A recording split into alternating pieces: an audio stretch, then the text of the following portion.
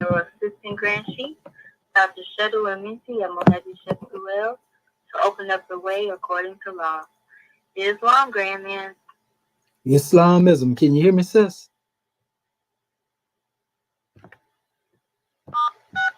Unmuted. Islam. Can you hear me, sis?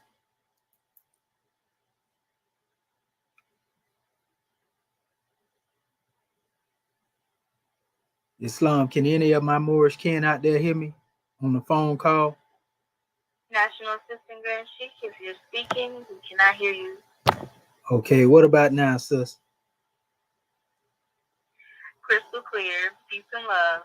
Gratitude, Islamism, peace and love. All right.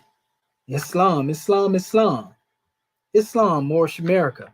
Want to rise upon the seven and give all praises to the great God, Allah, Father God, Allah, and honors to his holy prophet, honors to our holy prophet, Noble Drew Ali, Al Hajj Sharif Abdul Ali, that is. We give honors to our Moorish kin once again, here, there, and everywhere, and therefore honors to all of you who are continuously honoring yourselves by being yourselves.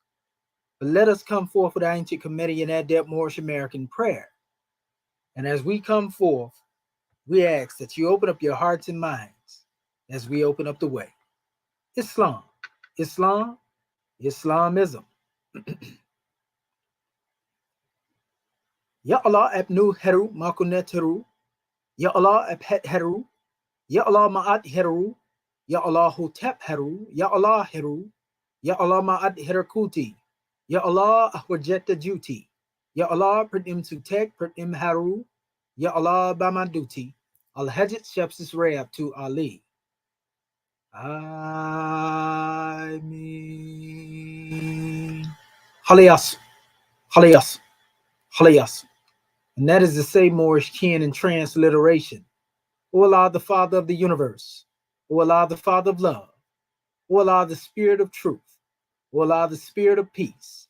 O Allah, the Spirit of freedom. O Allah, the Spirit of justice. O Allah, you are my protector. O Allah, you are my guide. O Allah, you are my salvation by night and by day. O Allah, through your holy prophet. O Allah, Drew Ali. Amen. Aliyassa, Aliyassa, Aliyassa.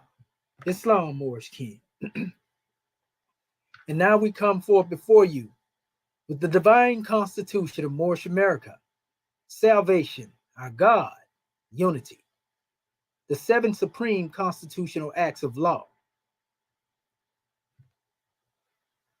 Act 1. The Grand Sheik and the Chairman of Moorish America empowered to make law and enforce laws with the assistance of the Prophet and the Grand Body of Moorish America. The Assistant Grand Sheik is to assist the Grand Sheik in all affairs, if he lives according to love, truth, peace, freedom, and justice, and it is known before the citizens of Moorish America. The Bylaws, Act 2. All meetings are to be open and closed promptly, according to the Circle 7 in love, truth, peace, freedom, and justice. Friday is our holy day of rest, because on a Friday the first man was formed in flesh.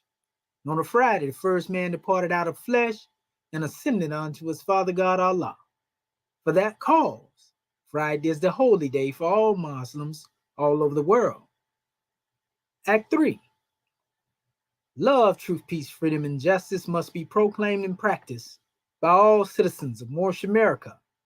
No citizen is put in danger or accused falsely his brother or sister on any occasion at all that may harm his brother or sister, because Allah is love. Act 4. All citizens must preserve these holy and divine laws.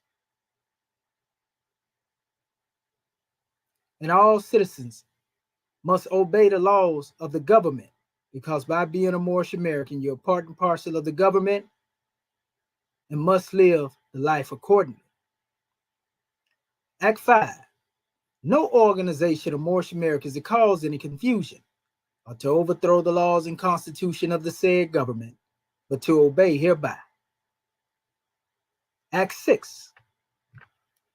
With us, all citizens must proclaim their nationality, and we are teaching our people their nationality and their divine creed, that they may know that they are part and parcel of this said government, and know that they are not Negroes, colored folks, black people, or Ethiopians, because these names were given to slaves by slaveholders in 1779 and lasted until 1865 during the time of slavery. But this is a new era of time now, and all men now must proclaim their free national name to be recognized by the government in which they live in the nations of the earth. This is the reason why Allah, the great God of the universe, ordained noble Drew Ali, the prophet, to redeem his people from their sinful ways. The Moorish Americans are the descendants of the ancient Moabites, whom inhabited the northwestern and southwestern shores of Africa. Act 7. All citizens must promptly attend their meetings and become a part and a partial of all uplifting acts of Moorish America. Moorish Americans must pay their dues and keep in line with all necessities of Moorish America, and then you're entitled to the name of faithful. Husband, you must support your wife and children. Wife, you must obey your husband and take care of your children and look after the duties of your household. Sons and daughters must obey father and mother and be industrious and become a part of the uplifting of fallen humanity. All Moorish Americans must keep their hearts and minds pure with love and their bodies clean with water. This divine covenant is from your holy prophet, Noble Drew Ali, through the guidance of his father God Allah. Prophet Noble Drew Ali, peace and blessings be upon him, founding father and framer of the divine constitution and bylaws of Moorish America. And now that this meeting has been opened according to the triune acts, Acts 1, 2, and 3 in love, truth, peace, freedom, and justice, we say Islam, Islam, Islamism. Providence of Allah is ever all his works. He ruleth and directeth with infinite wisdom. He hath instituted laws for the government of the world, and he hath wonderfully varied them in all beings, and each by his nature conformeth to his will. Shemotepu Moorish King.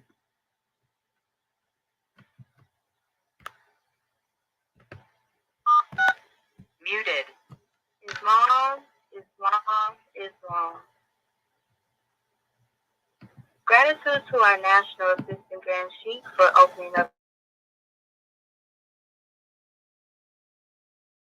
and Secretary of the State of Indiana, Divine Minister Dr. Saad Natinu Heshru El, and I rise giving perfect praises to our Father God Allah and the highest honors to our Holy Prophet, El Haj Sharif Abdul Ali.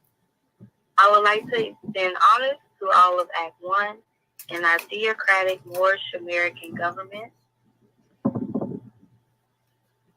Honors to our Grand National Seal, our Grand National Emblem, and our Grand National Flag, for Moorish flag, and honors to our divine constitution and bylaws. Honors to all of you for being here in this Moorish perspective class.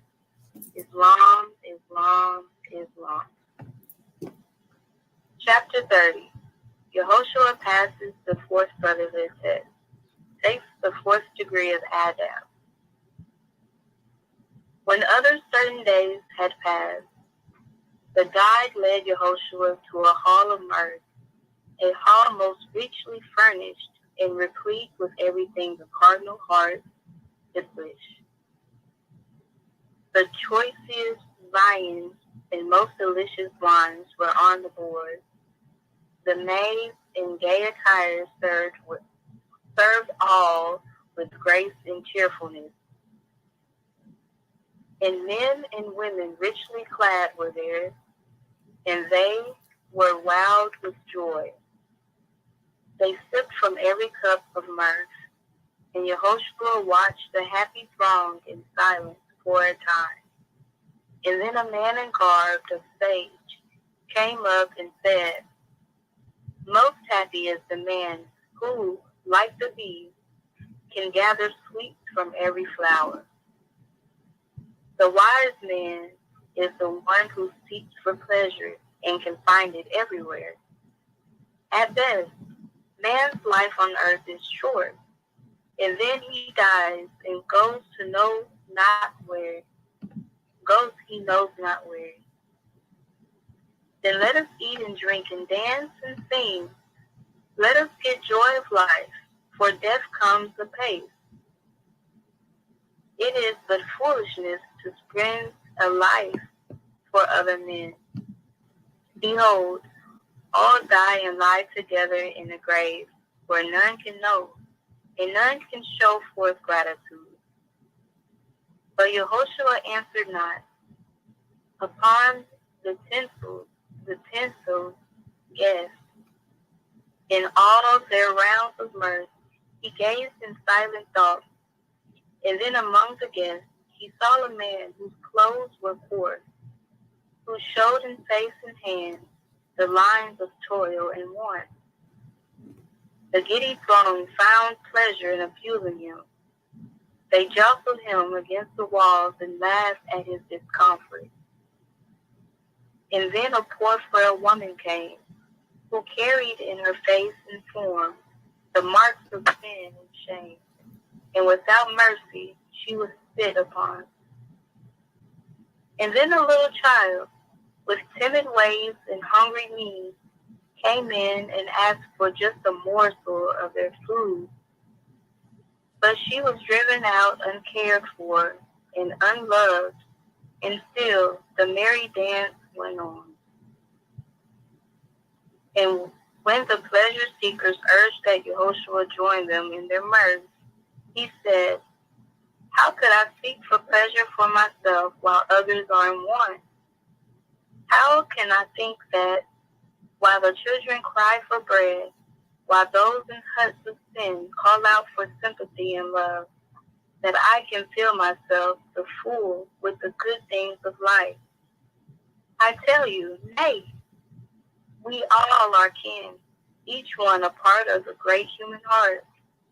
I cannot see myself apart from the poor man whom you so scorned and crowded to the wall, nor from the one in female garb who came up from the huts of vice to ask for sympathy and love, and who, by you, was so ruthlessly pushed back into her den of sin, nor from that little child that you drove from your midst to suffer in the cold, bleak winds of night. I tell you, men, what you have done to these, my kindred, you have done to me. You have insulted me in your own home. I cannot say, I will go forth and find that child, that woman, and that man, and give them help until my life's blood all has ebbed away. I will call it pleasure when I help the helpless, feed the hungry, and clothe the naked, heal the sick, and speak good words of cheer to those unloved, discouraged, and depressed. And this that you call mirth is but a phantom of the night, but flashes of the fire of passion, painting pictures on the walls of time.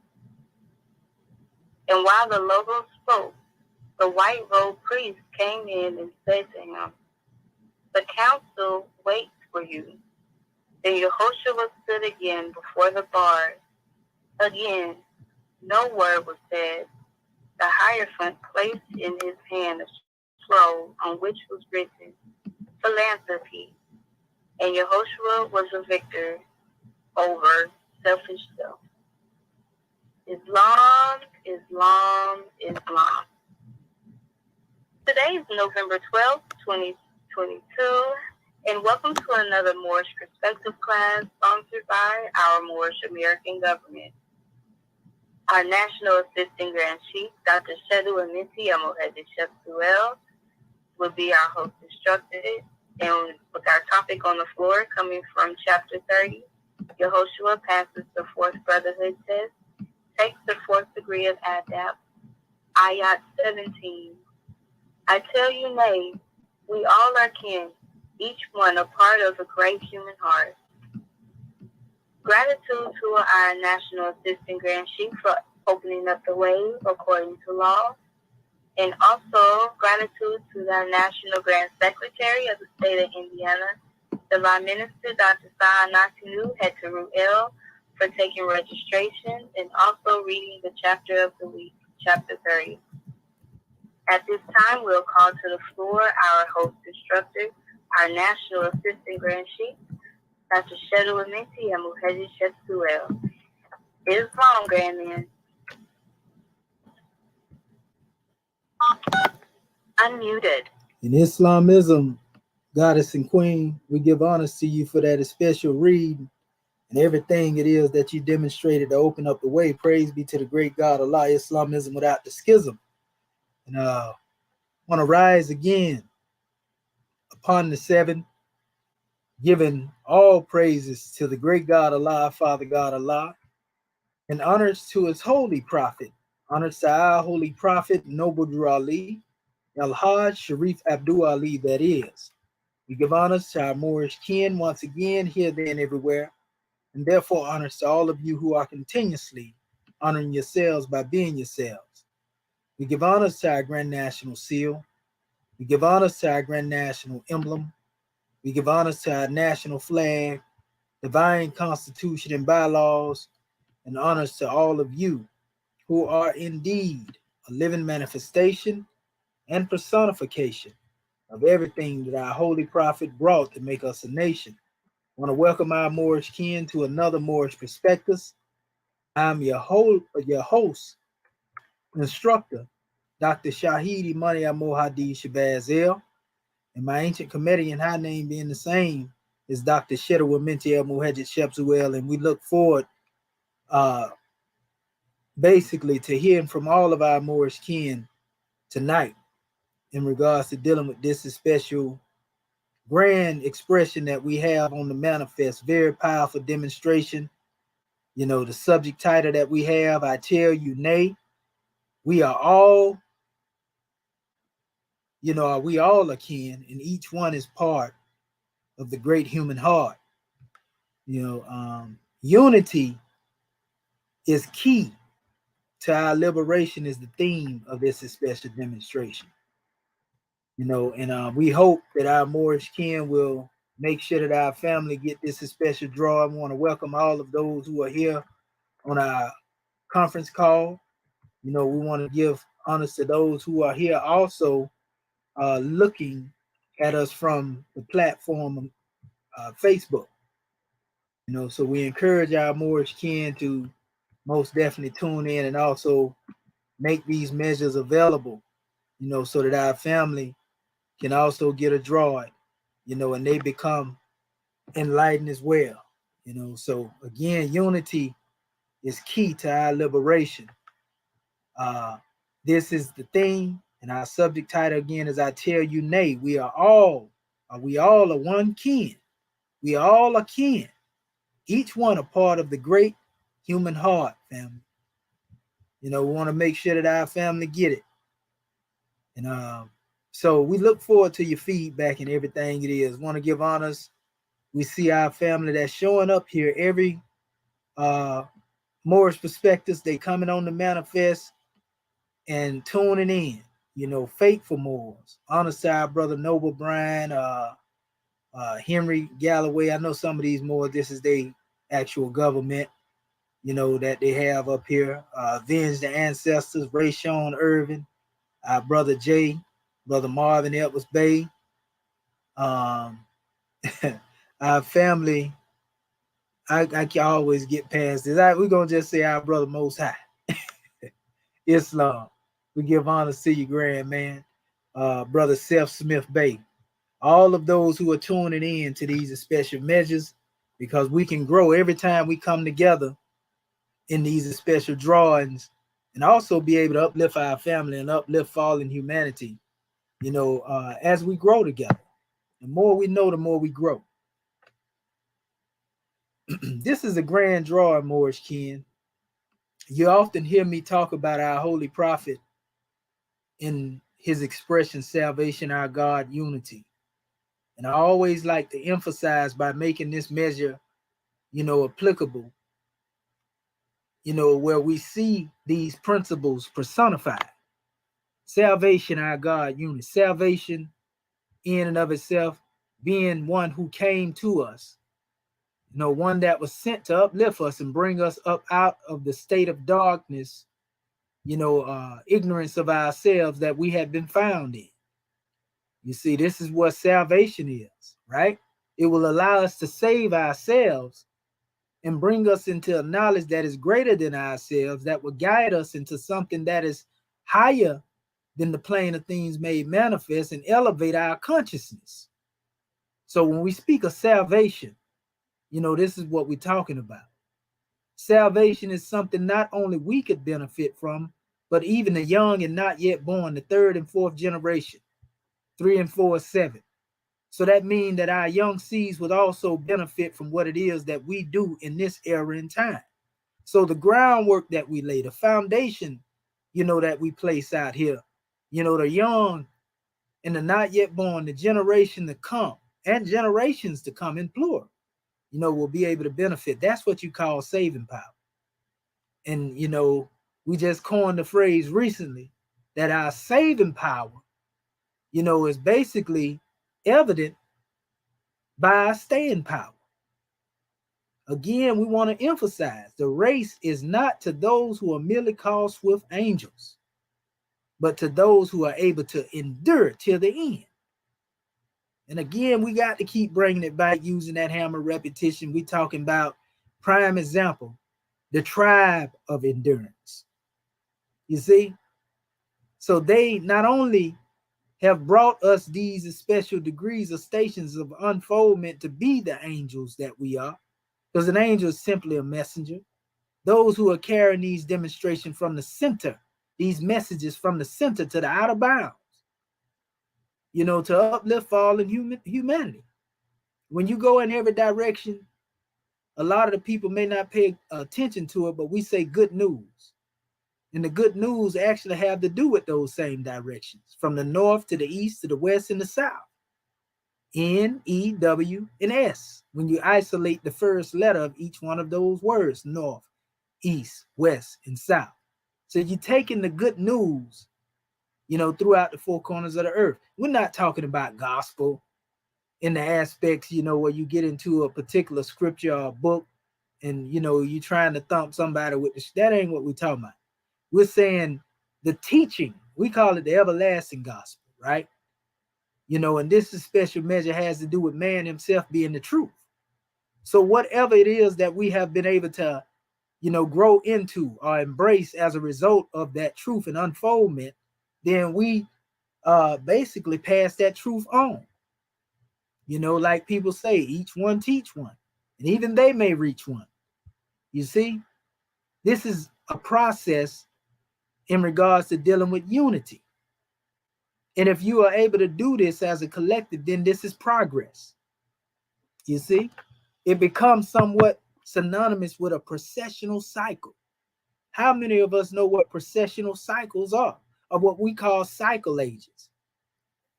Throughout the various cycle ages, or what we call the climbs of the time, you would always see, those who come on the manifest when the vibration of humanity has fallen into its lowest point. So there's always masterminds, gurus, adepts, teachers to come to uplift a particular people. Now, all of them moving from the center to the outer bounds. What is the center? That's what we're going to get into tonight. In the case of most truths that you go into, be it Buddhism, be it Islam or what we call Islamism, be it Hinduism, be it Confucianism, whatever particular doctrine you would think of, all of these teachings identify with the heart as the center of creation, be it the heart of the universe, be it the heart of man, be it the heart, of any particular measure. This is talking about being the essence. So in essence, even though we may think that we are different from each other, even though we may think that there's some division or demarcation based upon names, culture, and tradition when it comes to our people, though we think that there's a difference, each and every one of us are all a part of the great human heart. So what do we mean when we speak of this great human heart? We know the word great says it all. Great is also synonymous with grand. Great is also synonymous with magnanimous. You see, so this is not a mere human heart, but the great human heart. What is the difference between the great human heart when you're dealing with the individual, you know, and this heart as it relates to the collective? Any great human heart individually is a part of the great human heart collectively. You see? However, when you get caught up into the carnal human heart, this is where the problems come to play in. Because we begin to think that the heart we're referring to is just the blood pumping organ that pushes, blood and oxygen basically through the body, so to speak. We think that, this is the heart. And that's necessary for physically living. But in comparison, what about that which is necessary to sustain us as a people? Because if you stop that especial heart, you cause some conflict, with the physical heart, we already know what happened to the body. Some people call them heart attacks, cardiac arrest, or whatever you want to get into. But when you get into the spiritual heart, well, what is the process with this? You can't kill one or bring death to one, because there is no death when it relates to a spiritual heart. So if we are connected to this special measure, or through this special measure, which is the essence of life itself, then that means that there is a unity that is linked through this essence that can never be broken. It can't be a penetration, of the love that exists there, because this is love divine. Love divine doesn't have any limitations. Love divine, doesn't have stipulations. Love divine is not based upon what it is that I can obtain, or what it is that you have to give, or what it is that I'm willing to receive, or whatever the case may be. Love divine is not based upon that special measure. Love divine is what it is. It is truly unconditional love, as opposed to when we get caught up into the human, expression of this demonstration. Don't get it twisted. So we got some grand drawing we're going to bring out tonight. But our theme, again, is unity is key to our liberation. Keys are used to unlock doors that have been sealed. You see, in some cases, doors that, are very important.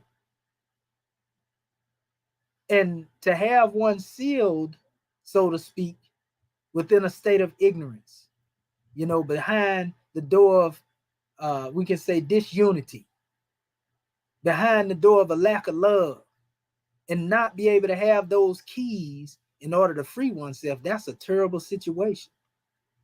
That's the worst form of one being cast into the dungeon, of the lower self.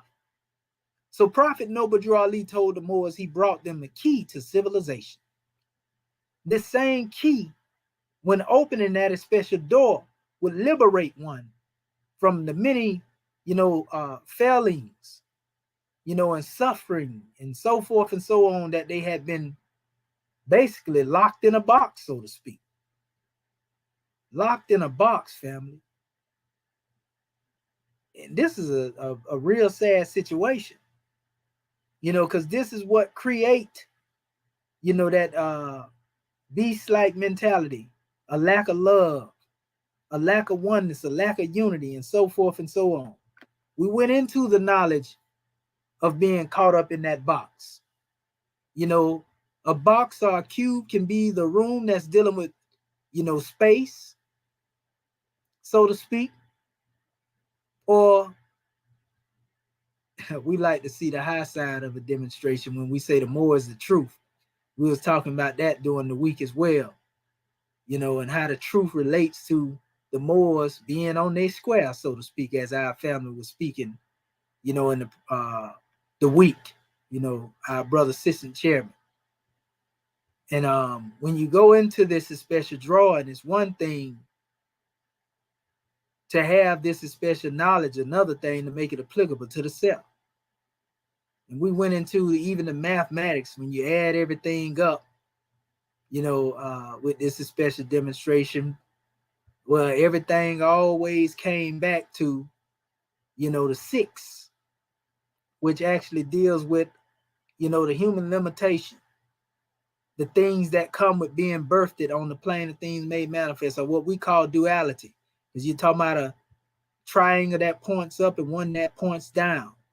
This shows the nature of, the human constitution, but there's a deeper measure when you get into going beyond that, especially when you talk about the 5, because that 5 is going to take you all the way upward into the divinity of oneself, if you know it right.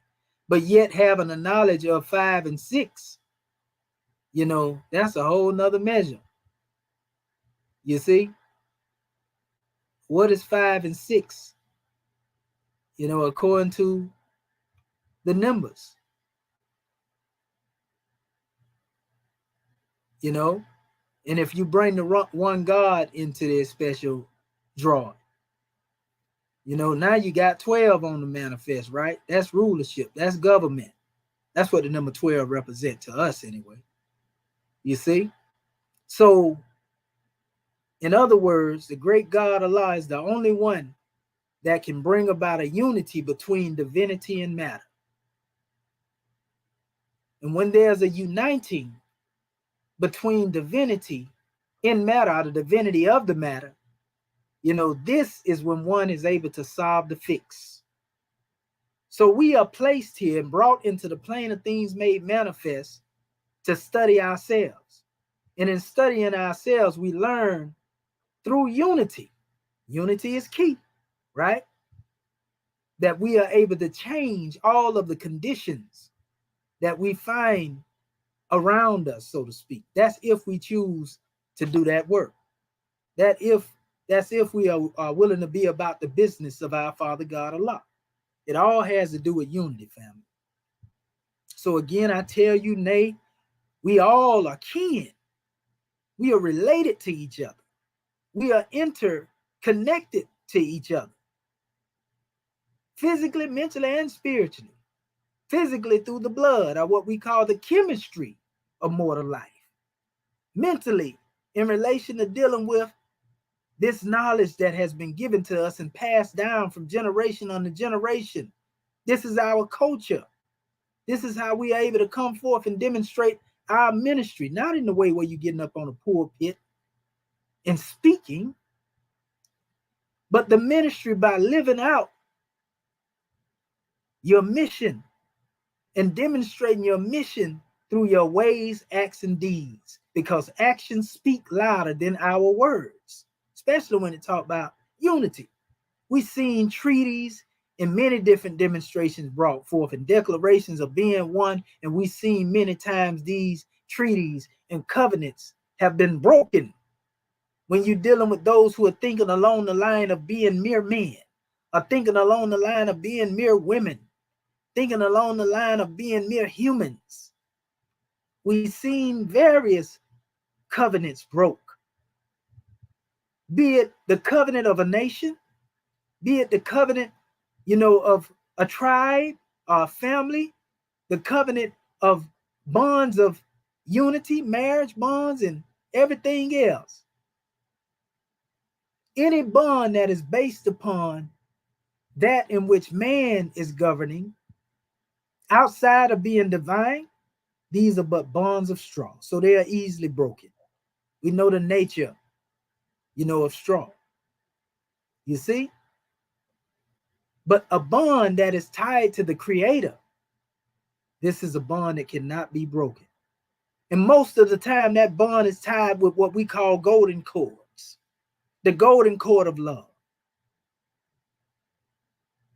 There are those out there who call this same golden cord of love that most trustworthy handhold that never breaks. Because if you have the power to break that special cord, then you basically are stronger than the great God Allah himself.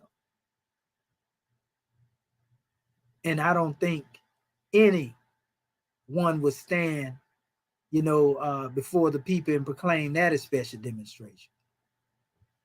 So looking at this as special drawing and understanding that we are all one, well, the mystery is, and when we come into the knowledge of that, dealing with the mystery of deific life, we understand that we are mystically tied to each other. So we have ties on all levels. I like to refer to them as Moorish ties. We are more God than we are mere men and women, pardon self. When I say that right there, we're going beyond the gender aspect. You see? Because spirit has no gender. Spirit don't get caught up in the man and the female and all that type of that come with the fall of man. I'm talking about when you go to trying to make one greater than the other and this one lesser than the other. Surely one has been given more strength than the other when it comes to the physical aspect of things, but then one has been given more strength than the other when it comes to the mental part of things, if you ask me. Because I've seen our sisters endure a whole lot of things, just like I've seen our brothers endure a whole lot of things. Most of the trials of the brothers that come on the manifest are physically. We don't have too much time to really deal with the thinking aspect and get caught up into the mental stress, so to speak, because we so much, dealing with the physical. I'm talking about the physical challenges that deal with, not that we want to be in that state, but in most cases, our conflict comes from what you can see right here in front of us. Not saying our sisters don't have physical battles either. Don't take it that way. But I'm just looking at, the balance throughout the history, and looking at these things, so we all have a degree of certain measures, but some have greater degrees than others. And that's why we are strong in certain areas. And this is what brings the balance of unity between a family, when we have this knowledge. That's a whole nother measure. Unity is the key to our liberation, as we stated. I got a drawing to bring forth to our Moorish kin. And I want to get this up here to our family real quick, so they'll know where I'm coming from. I know a couple of our Moorish kin already have this. Give me 1 second, Moors, while I share the screen. Okay, you got to get your hand on this right. This is great work right here. Got a lot of universal information in here. Okay, there it is. I'm gonna just put this cover up here. Didn't see a PDF for this right here, so I'm putting the cover up here so that our family can get hold to this. And this is called the Dictionary of Symbols. And I want to get on the heart, speak on the heart, right? For those who see what we are saying. Okay, so let me share this for our family that's out here watching. And those who hear me within the sound of my voice, you can hear the measure. Make sure our family here. Okay, here we go. So this is actually coming from page. Let me go right here. This is it right here. You can get this book for $9. You can get it for $9 on Amazon. It's called a Dictionary of Symbol. And they got like, let me see, it's like 1,100 pages in here. A little over 1,100. But it was speaking on the heart. And we want our family to get the drawing off of this right here. The heart. It says, the heart being the organ in the center of the human body. The heart corresponds to the broadest terms with notions of centricity. Although the West may have made it the seat of the feelings, all traditional civilizations in contrast place within it intellect and intuition. This is perhaps because the center of the personality has been displaced from the intellectuality to affectivity. And yet Pascal remarked that the great thoughts come from the heart.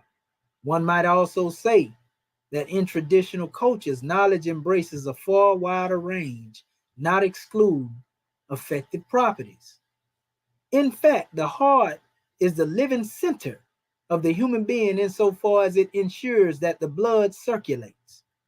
This is why it is taken as a symbol of the intellectual functions, but not, of course, of their physical location.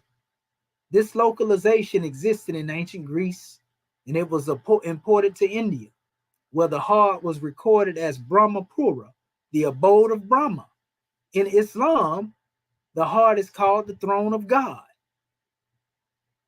If too, in the Christian vocabulary, the heart is said to contain the kingdom of God.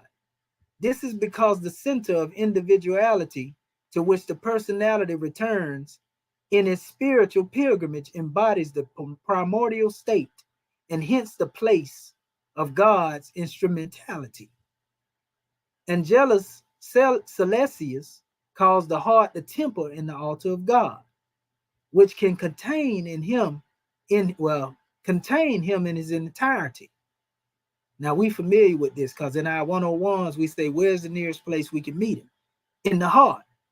So when you see this one talking about here, the heart is the temple or the altar of God, this is key.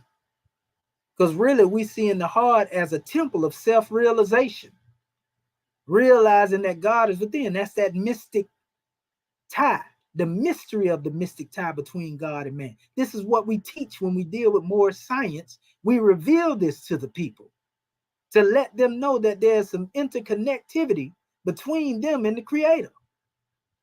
You see? Knowing this knowledge is half the battle. It says again in the Huntini Ching, we read that the heart is a royal organ. It represents the king. It is the home of the spirit. That's our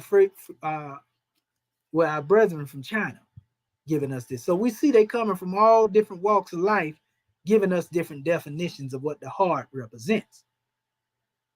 It says, also, if the cruciform of the church is to be identified with Christ's body, it says the altar is seated in the place of the heart. The Holy of Holies was said to be the heart of the temple at Jerusalem. It says, which was itself the heart of Zion, which, like all religious sinners, was the heart of the world. So when you hear this, family, know that we ain't getting caught up in religious dogma. You know, we ain't getting caught up in what somebody believe and don't believe. We simply talking about all of them teaching on the heart and not dealing with the blood pumping organ, but the spiritual heart. They make some what you call parallel examples that they demonstrate, you know, between the physical heart, but take it to a spiritual degree in this dictionary. For one, in this measure here, says in the cardiac cycle, the periods of contraction, which is systole, which deal with systolic pressure and all that, right? It says in expansion, which is dystole, it says makes the heart a symbol too.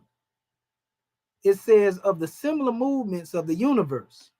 This is why the heart is what they call the Prajapati. It is, and this is dealing with all your chakra points, right, as well. It say it is Brahma in his creative role, originator of the cycles of the ages. You heard me speaking earlier, right? It says, according to Saint Clement of Alexandria, God, it say the heart of the world manifests himself in 6 directions of space. Similarly, Allah is the heart of hearts and spirit of spirit. We already know that Allah is the heart of heart and spirits, right?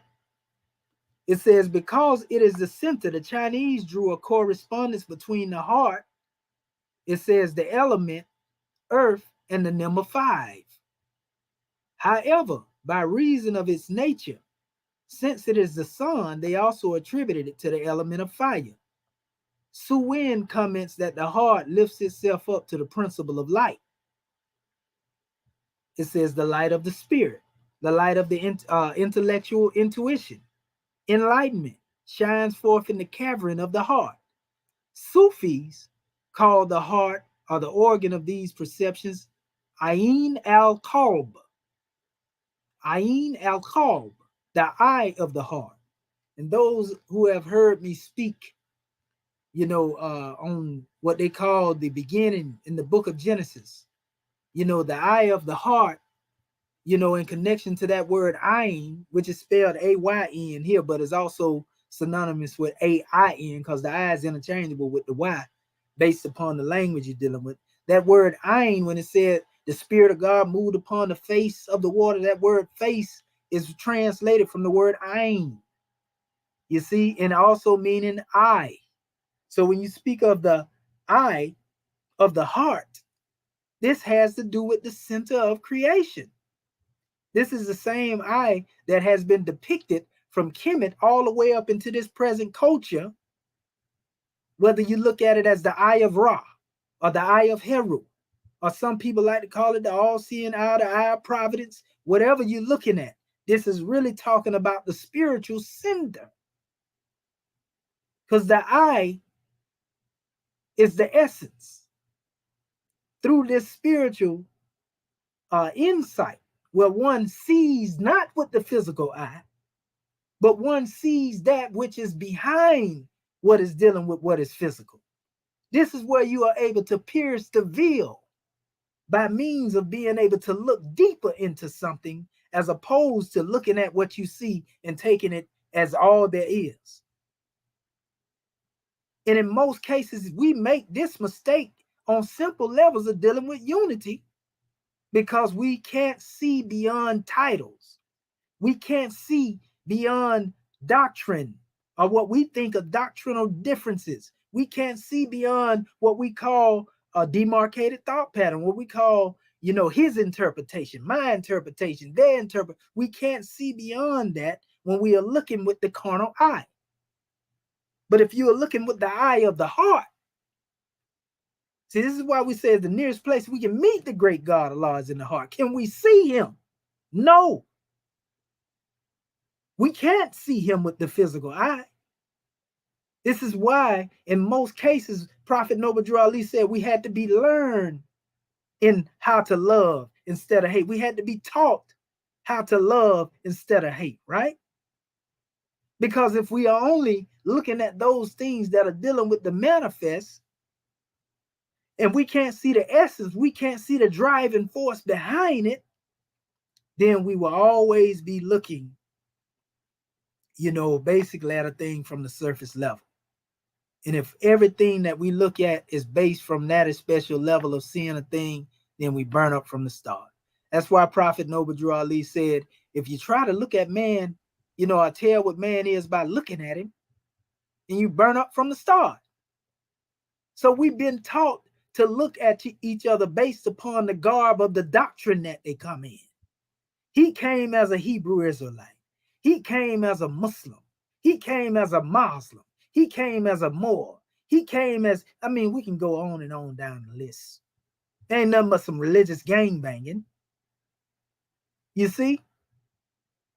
And so when one get caught up into that special drawing, so much so to where it eats away at the heart, the spiritual heart, it becomes a cancer. To where you can't even stand to hear that which you think is different. It's one thing to try to give people insight and bring them into the knowledge of the self and give them understanding, but another thing that we're just, I don't even want to hear what you're talking about. And then at the same token, say you want unity. Then at the same token, complain and say, we so divided. But you don't have the courage because you are not secure in what it is that you say you stand upon. Because if you did, you wouldn't feel anything else was a threat to you. You wouldn't feel that anything else, would ruffle your feathers in any type of way. If you are truly founded in what you stand upon, it's called the fear of the unknown. If I don't know it, rather than admitting that I don't know, I would rather attack what I don't know. See, people fear what they don't understand, even if it's for their own good. So anyway, it goes on. it said, however, by the reason of nature, since the sun, it is the sun. It said they also attributed to the element of fire. Suwin comments that the heart lifts up to the principle of light. The light of the spirit, the light of intellectual intuition, enlightenment shines forth in the cavern of the heart. Sufis call the organ of these perceptions Ain al-Qalb, the eye of the heart. And similar phrases occur, it says, in a number of Christian writers, particularly St. Augustine. Because see, a lot of people don't know there's a lot of what you call mysticism, in even the Christian doctrine, before it became, Christianized to where it is now. A lot of that mystic doctrine actually came from the Coptic teachings that come straight out of Kemet. And they were remixed later, by those who call themselves Greek and all this type of stuff. So it says the Nicene, states that the heart is king. And this is corroborated by the Ismaili dictum. It says that the task of the heart is to rule. The Taoist master, Lao Tzu, it says, taught that the heart was the lord of the breath. And this may be explained simply by the similarity between the rhythm of the cardiac respiratory cycles, identified as cosmic symbols of their task, in their task. Plutarch, however, employs the same image of the sun spreading its light as the heart diffuses the breath. In Taoism, too, breath, which is ki, is light, it is spirit. Lao Tzu concentrates the spirit between the eyebrows, precisely where yoga cites the Ajna chakra is, and transfers to it in some ways the task of the heart. This is why this finger bread space is called the celestial heart, which is, they call it the Tiansin. It says ancient Egyptian hieroglyphics used the vase to stand for the heart. I want to go through this because I don't want to read the whole thing, but it went into other measures in here. And I want to kind of jump through this and get further into our drawing. Just want to open up the floor so that we can hear from our family. Okay, here's one right here that I went over. It says, when the souls, it says, okay. It says, however, it was primarily the center of every individual's life and will and intellect. When the souls of the dead were weighed, it was the heart, the only internal organ left in the mummy, which was placed in the pan of the scales, while the essential talisman, the scarab of the heart, had engraved upon it a magic spell which would prevent the heart from bearing witness against the dead person at Osiris' judgment seat. In the life of a disciple of one of the sages, it is written, a man's heart is his own God, and my heart is content with my deeds. Similarly, a funeral stele, now in the Lavori, it says, identifies the heart with the conscience. It is my heart which has made me do these deeds, since it was my guide in the business of living. It was an excellent witness on my behalf. I excel because it made me to do what I did. It is a judgment of the God which dwells in the bodies of all beings. Every individual's most ardent desire is that expressed by the blessing of Pahiri, El Kab. May you pass through eternity in peace of heart and in the grace of the God that is within you. Thus, the heart within us is the symbol of the presence of the Godhead, of our awareness of that presence. That's a powerful demonstration, family. That's mystic tie. That's deific will. So it's the same God within the self, which is really one God, pervading over all of these hearts, that is the governor of that human heart, that human sentiment that is going toward that which is divine. So when all of our direction is headed toward divinity, this is power. Notice they use the term El Kab. This is very important that we understand. That's E-L, and then you have a hyphen and then K-A-B. El Kab. Keep that in mind because we're going somewhere with that in a minute. And this is where we can actually bring this demonstration toward a closure right here too. Listen to this. This is coming from what they call the Midrash. This is Jewish mysticism in their commentary. It says, according to the Midrash, it says the human heart of stone must become a heart of flesh and blood. The wise in heart possesses the spirit of wisdom. In the Old Testament, for every 10 times the word heart is used for the bodily organ, there will be 1,000 instances of its employment in a metaphorical sense. Memory and imagination derive from the heart, as does vigilance. Hence the phrase, I sleep, but my heart wakes, or the heart plays a central part in the life of the spirit. It thinks, it makes decisions, outlines, plans, and accepts responsibilities. To ravish somebody's heart is to make them lose self-control. Song of Solomon, chapter 4, verse 9. The heart is associated with the spirit, and sometimes the words are confounded because of the identical sense in which they are used. Hence the expressions, a new heart also will I give you, and a new spirit will I put within you. Ezekiel 36:26. And a broken spirit, a broken and contrite heart. Psalm 51:17. The heart is always more closely linked to the spirit than to the soul. It says, in Islamic tradition, the heart, which is called the qalb, does not stand for the organ of emotions, but for that of contemplation and of the spiritual life. It is the point at which the spirit is infused into matter. Remember we was talking about that line that unites divinity and matter? It say it is the essence of the individual, a parcel of flesh of which the beat is the regulatory mechanism of life itself. That's called a universal heartbeat, fam. It say it is hidden and secret abode, which is called seer of consciousness. It is held to consist of successive layers. Allah al-Dawala lists 7, and their colors may be seen when in a state of ecstasy. This is called divine vision, so to speak. It says within the knobs, and the knobs is the soul, or the material soul, the seer comprises the latent personality, implicit consciousness, deep subconsciousness, the secret cell walled against all creatures, virgin and inviolate. This should be compared with Master Eckhart's spark, the foundation of the soul. The spiritual organ, which the Sufi called the heart or the qalb, is barely distinguishable from the spirit or ruh. Jilly says that when the Quran talks of divine spirit breathed into Adam, it is referring to his heart.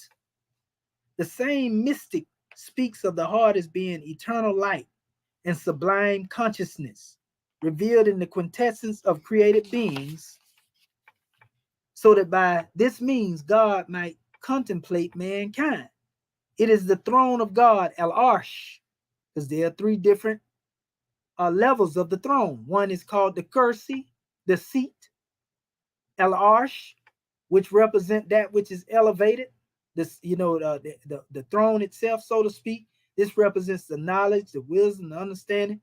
And then you go into Istawa, where it says the great God Allah rose above the 7 heavens. And it's talking about this throne. This is the same throne when the Prophet Noble Drew Ali said he was going to take the Moors up above the sun, moon, and stars, around the almighty throne of Allah. This represents taking one into the highest state of consciousness, that one may be able to dwell with the Prophet in the state that we call Al-Ali. Al-Ali represents the Most High. You see? So in order for us to truly be united in that thought, all of us have to take that journey. All of us have to take that pilgrimage upward. Just as Muhammad ibn Abdullah was able to go through 7 stages of unfoldment in self-mastery, and this allowed him to come into a revelation to be able to unite his people, we too, again, must come into the oneness with the Creator. in order that we get on the level of thinking. This is the grand idea that precludes to monotheism. Not only saying the great God Allah is one, but being one. See, there's a difference between that. Everybody like to talk about God being one, but don't nobody talk about that oneness of God making them one. You see? So it says, it spoke on it is the throne of God, the arch, and his temple of the human being. Also that deal with omnipresence, omnipotent, and omniscience of the great God. It says the center of divine consciousness and the circumference of the circle of all that is. The center of divine consciousness, according to our teachings, is the seven. And the circle of all that there is the perfect symbol. This is what we embody. So throughout that special symbol, there are points through which that consciousness will reintroduce itself through those who are destined to lead a people into their highest state of consciousness, or into their greatest state of being able to bring things on the manifest, being a creative people. And thus nations are born. Thus cultures are born. Thus those who have been guided aright by rightly guided ones come forth. Islam. You see? So it says, the Quran says that the heart of the believer is between two fingers of the merciful one. And a sacred tradition puts into God's mouth the words, heaven and earth do not hold me, but I am contained within the heart of my servant. That's powerful. This is letting you know how close you are to that divinity. This is letting you know what it means to unite divinity and matter. He said that he is closer to man, closer to our beloved goddess and queens, children of the great God Allah. He's closer to us than he is the universe. Because in essence, we are truly the universe. But if he's basically saying he's closer to the microcosm than he is the macrocosm. So if you're looking for him out there in space, you will see his works there, but you will find his essence lie within us. And that's why we have been made the Khalifa, the vicegerent, Lord of the plane of soul, Lord of the plane of things made manifest. You see, we have been given the keys to civilization, keys to liberation, keys to true manumission in our mission of uplifting fallen humanity. So we want to give honors to Prophet Noble Drew Ali for giving us this knowledge, turning that light on where we had found ourselves in a state of darkness, in a state of ignorance, in a state of not knowing who we were, knowing who the great God Allah is. Because he told us, know thyself and thy Father God Allah. It's even a measure, even in the doctrine of Al-Islam, where it say, know me before you worship me. It's a sin to not know the Creator and then be out there worshiping a spook. That's in doctrine. That's in teaching right there. Knowledge means to know, and know means to apply. So we must be able to make this knowledge applicable to our condition. If God is one, we must be one. Salvation, our God, and unity. That's what we're talking about. So it goes on, right? And it says, the Quran says that the heart of the believer is between two fingers of the all-merciful one, and the sacred tradition puts into God's mouth the words, heaven and earth do not hold me, but I am contained within the heart of my servant. The names and attributes of God's compromise are pardon self, not comprise, pardon self, the true nature of the heart. It says, and the heart stands for the presence of the spirit in its twofold aspect of knowing and being. Listen to that. The heart stands for the presence of the spirit in its twofold aspect of knowing and being. So it's one thing to know the presence of the great God Allah, but another thing to be within the presence of the great God Allah. We call this being close in proximity. He says he's near to man and man is to himself. He's near to man in his very own jugular vein. Boy, that's close. So it says, for it is one at the same time the organ of intuition, al-kashaf, which is the unveiling. So this is one piercing that veil we talked about, right? It says the point of identification, wujud, which is with being, al-wajad. It say it is uh it is that intangible point where the created being encounters God. Sufi mystics also regard the heart as the throne of mercy, the love of which it is the abode.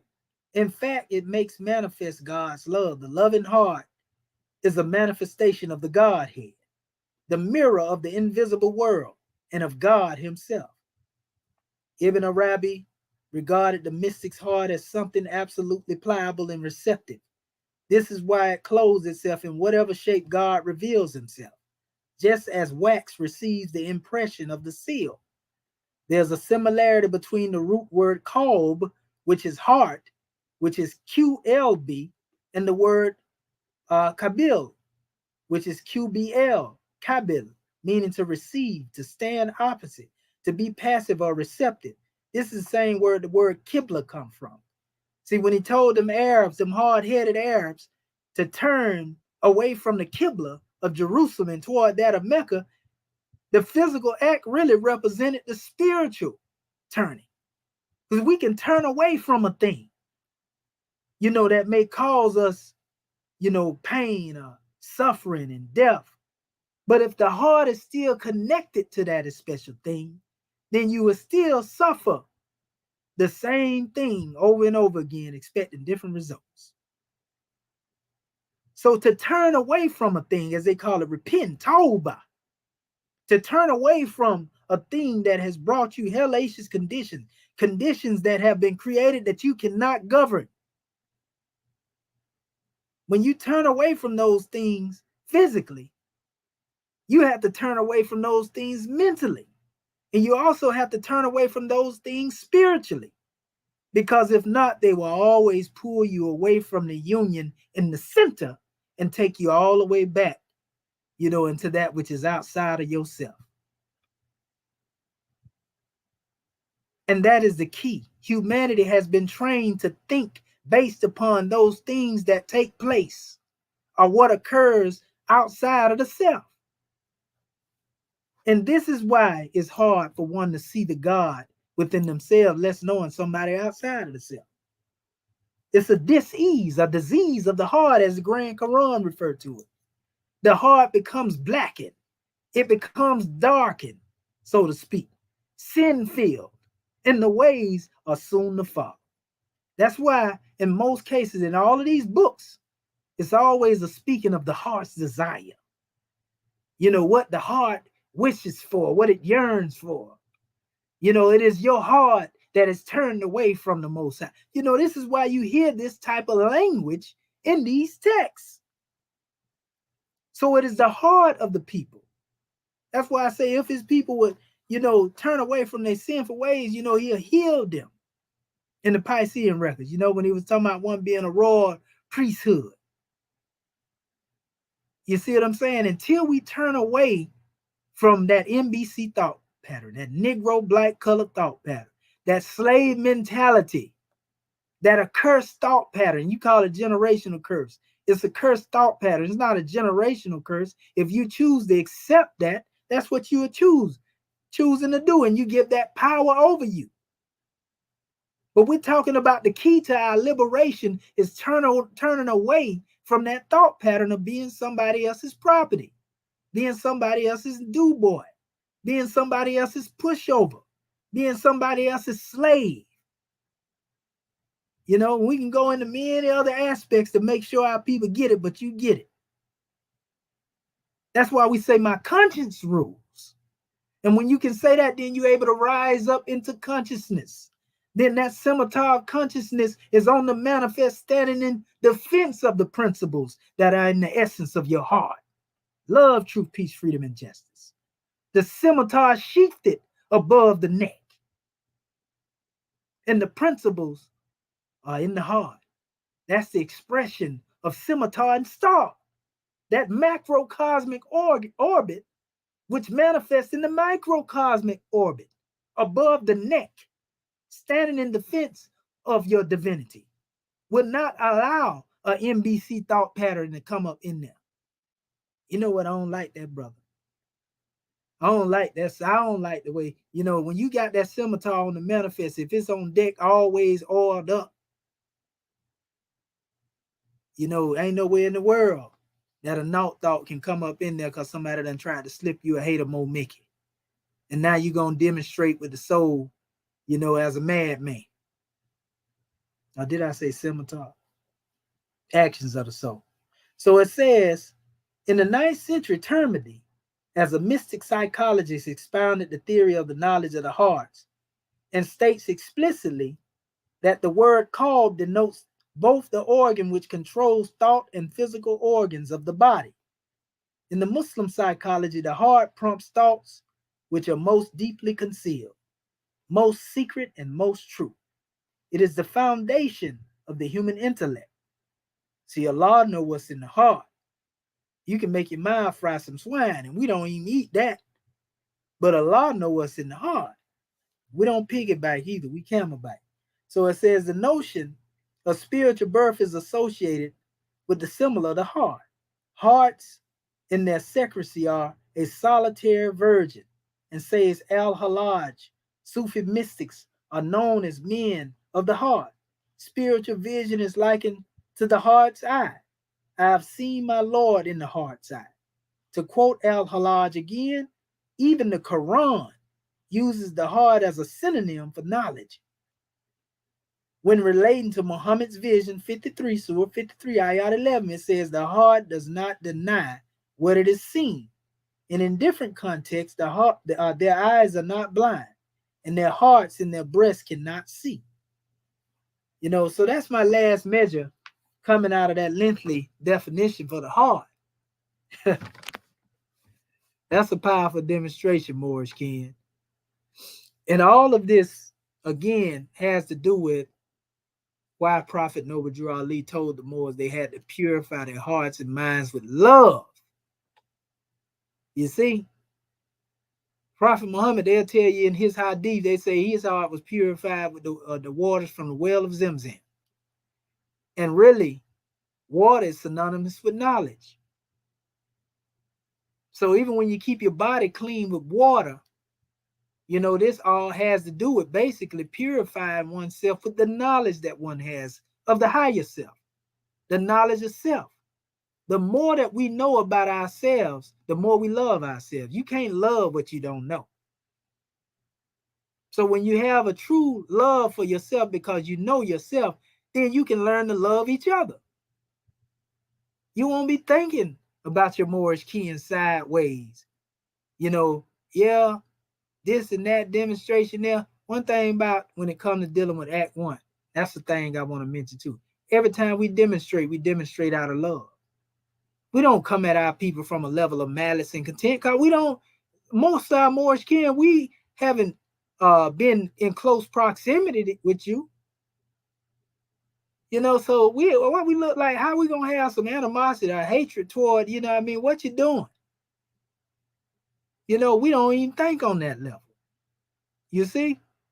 But that's what the NBC thought pattern to tell y'all, he don't like me. She don't like me. Now, when somebody trying to tear something up and somebody demonstrating love. But some of our people just can't take, constructive criticism. They can't take, somebody telling them, even if you try to tell it to them in a passive way. It's just something about that old ego that just don't like to be told nothing. You see? And this is what we are suffering. This is the dis-ease that we're suffering from. And I've seen it throughout the years. Well, not just dealing with what's going on right here, family. Not with what's going on right here, but everywhere that, our people are, we can see the same state of dis-ease. It is the evidence that our people are suffering from an illness that is called,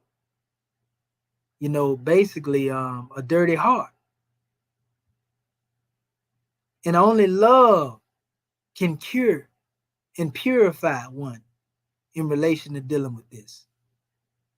Only the great God Allah can place it within one's consciousness to become purified in their heart and mind, where they learn to love instead of hate.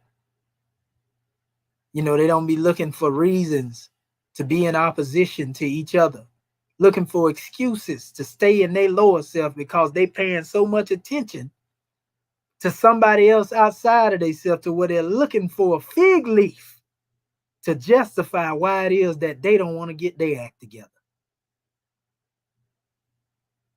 I see this one over here demonstrating, doing worse as anybody there. All that is basically gauging oneself up, you know, so that one can, if they get ready to get up out of here, they ain't got no staying power in them. So you know they ain't got no saving power. Then they're going to get up out of here and leave. Or any form of unity that our people have. It's too hard for our people to unite, some of them believe. So when they come into a oneness of the self, and then they begin to see one of their brothers, sisters, or whatever that's excelling and truly trying to apply these demonstrations, oh, he think he better than me. She thinks she better than me. She looking down on me. He looking down. They speaking down. They talking down on me. All this is just gassing one up. You know, with weakness, it ain't giving you no strength. You know, weakness to have a reason to hate yourself and hate your people. And this is why I left. Now you got an excuse. This is why I don't go on there and support that demonstration. Every time I hear this one talking about me. You know, as a matter of fact, you give them too much truth and you go to hit one with the truth and they hit them too hard. They say it's hatred. You talking too harsh to them. They want to make it seem like you're talking directly to them. You know, you speak. Who does that? I mean, in the right mind. Who goes out just to torment people for the sake of doing it?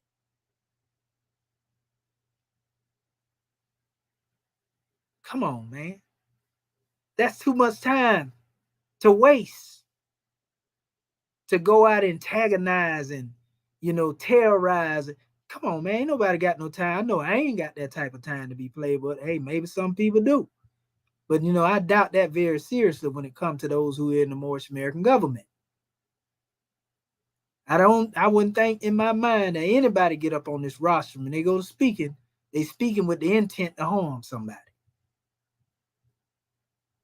Now, we may speak from a level of dire need because our people they act like they can't hear. But when you raise the octaves a little bit, when you go a little hard, so to speak, then they hear. Because Prophet Noble Drew Ali said it. Our people are hard-headed, mean, stiff-necked people who have never done anything except at the point of a sword. And that's the consciousness of this truth. That's this scimitar justice in action. That's causing one to say, oh, me, he talking about, she talking about, you know, and then I don't want to come together with you. And I'm going to go on about my business. You see, so we have to have oneness of mind. We got to purify the heart and mind, family. It's one thing to say it and make it sound good, but have you truly purified your heart and mind? Because where you think people don't see you, they see you most plainly. And many may just use that as a quote to try to get at, you know, different individuals here and there. But we saying this right here from a real standpoint.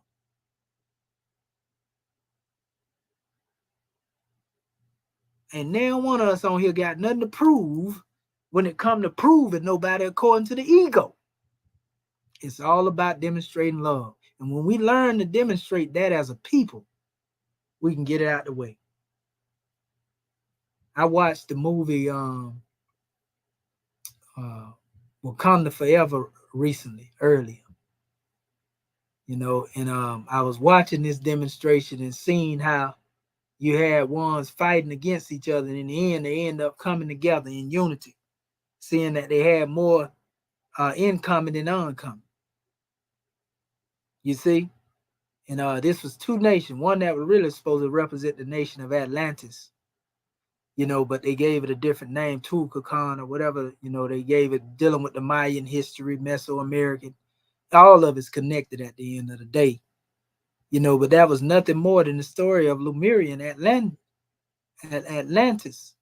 the war, a portion of it, a war between two civilizations.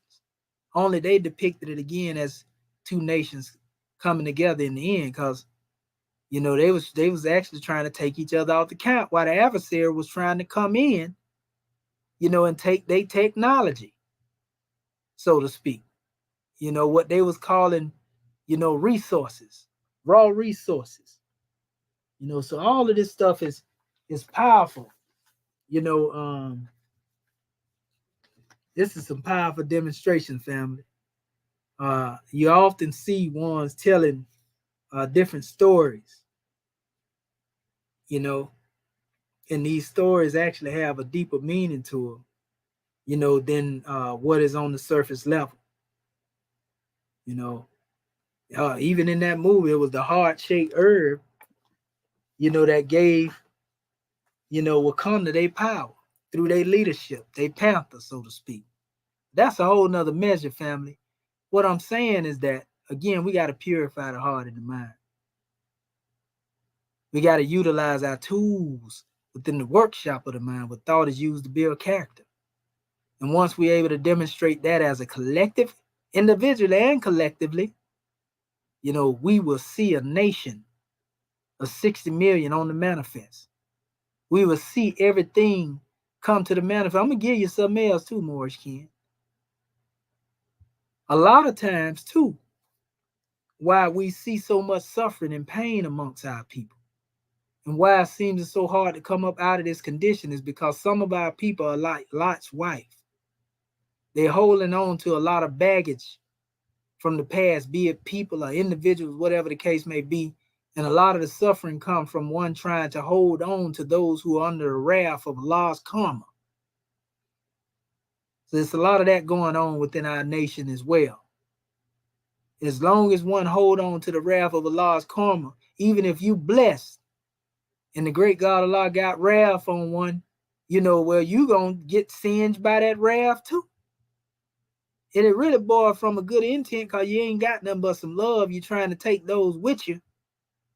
Everybody can't go though. Not because you don't want them to go, it's just because they just ain't in them to be what, so you got to be what you got to be. It's got to be in you to be what you is. Everything else outside of that, you know what I mean? Let the Most High sort them out. Because our people also always looking for an excuse as to why we can't come together, why we can't build a nation, why it's impossible for it to be done. I did a post on my Facebook the other day, and on that particular post, I think my screen may still be sharing. Yeah, it's sharing up here. I did a post on this demonstration, and if it ain't sharing, all is well too. And I was just speaking in general, just giving a drawing, because sometimes measures come to me.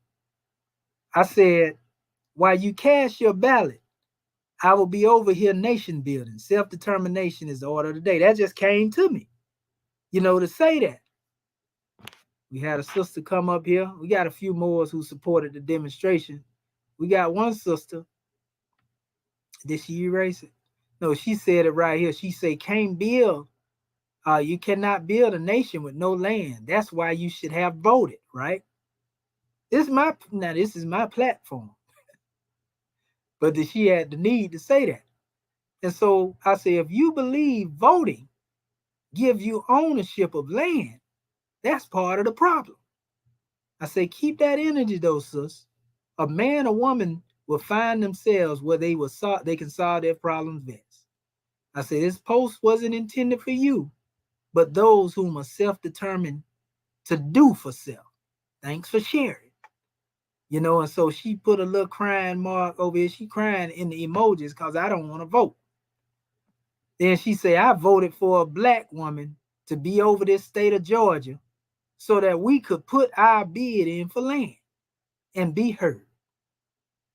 And I get our men and women out of prisons and back out here, chill on the streets Well, we need them. That is the only hope we had. She's saying it's all down the hill because ain't nobody voted, right? Unless we are ready to start an uprising. And you all are not going to do that kind of work. But see, the women, we are ready for it. Now, the women talking about they want to fight. They done seen the movie Woman King. Some of our sisters, they think they bad. You know, they want to go to war. They want to pick up the gun. And, you know, and Moorish King, we ain't going in on our family trying to be funny or nothing like that. But we done seen this before. We seen our people pick up arms and all this. And they didn't do nothing but rat each other out and go to hating on each other and taking each other out. You know, so what did that? That didn't work. We seen our people sit down on the bus talking about we shall overcome. And I mean, that didn't work. And we can try. The only thing we ain't tried is government. The only thing we ain't tried is coming together as a nation, as a collective. This is because the hearts are wayward now. We got our people out here right now. Now they got the argument, oh, well, you know, before we talk about what was done for us, to us during slavery, then we should also bring up the fact that our people took part in enslavement. Before we go to ask for reparation from the European, come on, man, that's exactly how they want you to think. So now the victim is now taking credit, you know, for basically the reason that they got put in it. So now you got to be the reason that you've been enslaved. Europeans justify their enslavement by saying, well, it was Africans that took part in the slave trade as well anyway. We couldn't have did it without them. Stop it. When you came against them with guns and they had spears. Even the most fearless and the relentless when it come to being free couldn't stand up against no gunpowder. But that's where they learned the superiority of weaponry. What you look like standing up there with a slingshot in front of a missile silo? And it's even more worse this time because they don't even have to use a physical weapon. You have chemical warfare and all of that that's going on as we speak. In the food you eat, in the water you drink, in the air, the atmosphere itself. Death is being demonstrated upon our people. Warfare, silent weapon for quiet wars is being demonstrated right now. Disease, all types of stuff that's just coming out in the manifest that we don't know nothing about. So I'm going to just say it like this here. Freedom is not a game. Either we're going to come together or else. It's freedom or death. We ain't going to be the one dealing in death over here. But if we don't come together in oneness on the unity, then thank yourself. Give yourself a big pat on the back for participating in your own demise. Because that's what they're getting ready to demonstrate. Keep thinking that we just singing a song to scare you up. Keep thinking this is some what we call some entertainment. Keep thinking we just gangster rapping over here. So I just want to say gratitude to my Moorish kin. And anytime I speak family, it's always from a mode of love. We ain't here to attack our people, browbeat them. We're going to tell the truth. I don't care if you hate me after it. I don't care how you take it. If you take it that way after I tell you that ain't how I meant it, take it how you want to take it. How about that? Yeah, I see it. So Islam, want to say gratitude to our Moorish kin. And we love you. You know, for those who are truly on the manifest to uplift and teach their people, it's time to build a nation. You know, we done tried everything as a time to build government. I tell you, nay. We all are kin, each one and part of the great human heart. You got me? There's a measure in the Grand Quran, and this is what we close with as well. We draw from all sources. We draw from all books of truth, not just one. We ain't putting nothing in favor of nothing.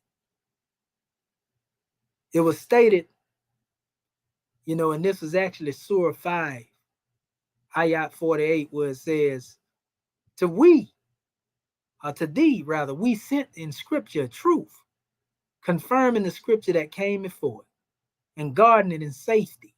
So judge between them by what Allah has revealed, and follow not their vain desires. That dirty heart, huh? Diverging from the truth that hath come to thee.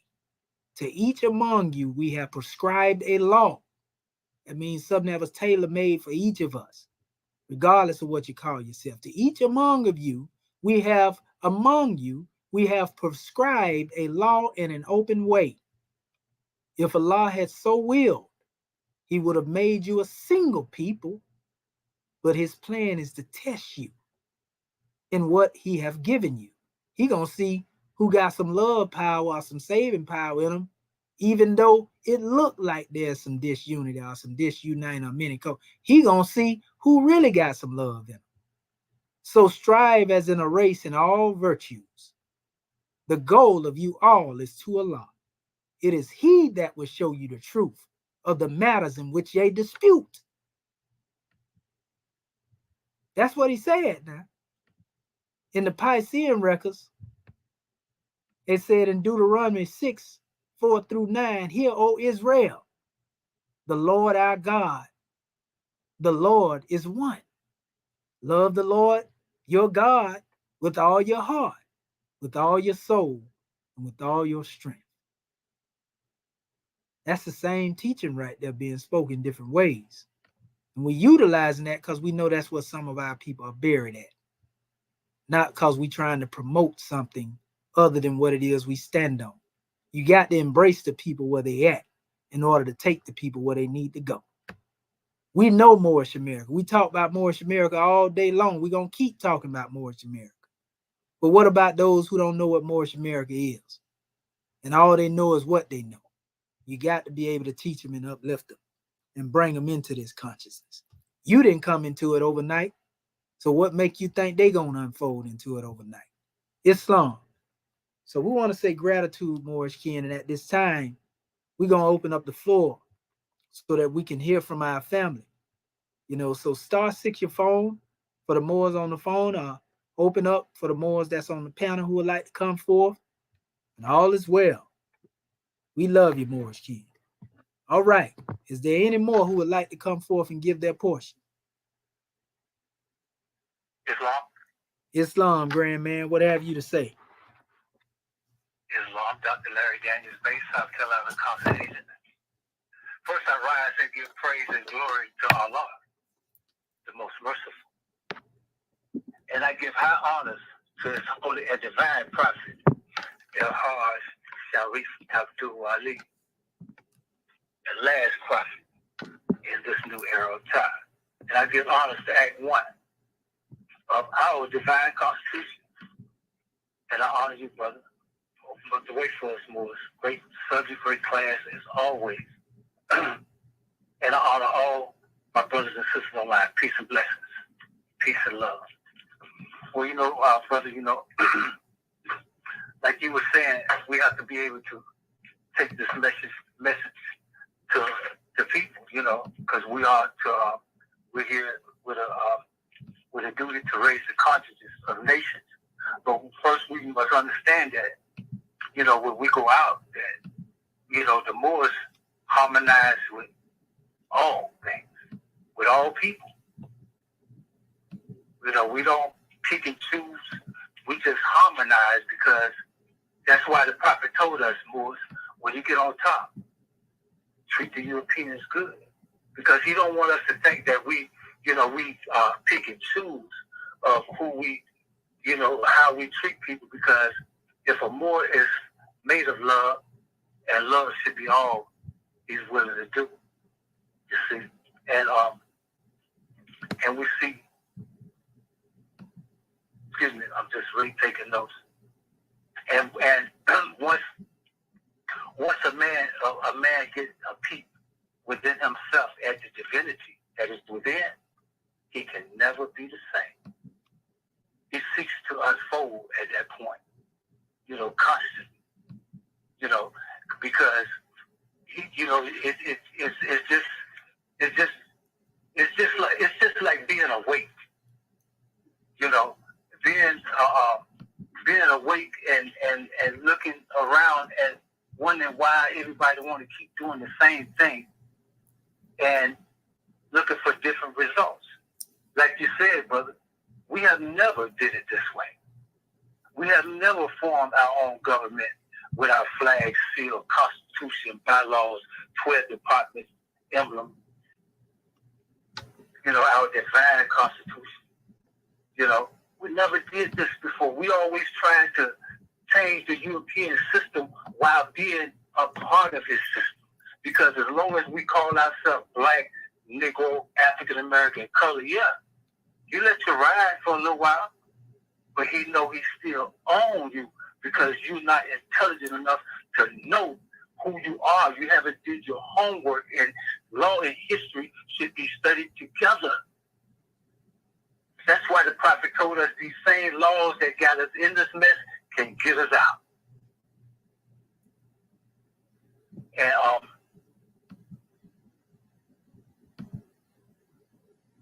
I just, and knowing that we're part of the nations of the earth, and the thing is, we once or more know that everything is governed by laws, and we came here to perfect the self, and in perfecting the self, we have to harmonize with everything that's here. The sun don't pick and choose the S-U-N. So, in order for the Moor to know, light, recognize light, like you said, that God, that, so we understand that what we have to do is walk that path behind our prophets, because we were lost. We were lost. I know I was lost, and I'm talking about black, Negro, colored, all of that, I thought black was the thing, but now I understand that, it's their thing. It gave them power over our resources on our land.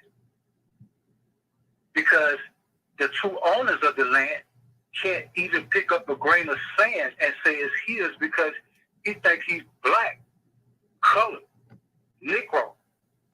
Yeah, that's a trick. And it's a crime against humanity in the worst way. And like the prophet said, all those who extended our suffering is going to pay with compound interest. And see, the Moors don't need no guns and bombs. We don't need any of that. Because we can see the prophecies are being fulfilled these days, right now. Just by the Moor being in this class, on this plane right here with the other angels, learning. And knowing that, that I don't need no weapons outside of myself. And I don't need to bow down to anything outside of myself. And once awakened, that's a wrap. I finished what I came to do. Peace and blessing, Islam. Great class, brother. In Islam, peace and blessings, brother. Gratitude for the drawing. Praise be to Allah. Islamism without the schism. All right. Is there any other Moor who would like to come forth and give their portion?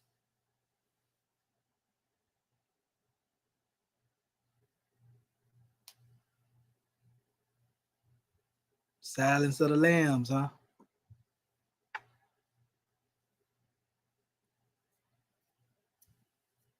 Islam.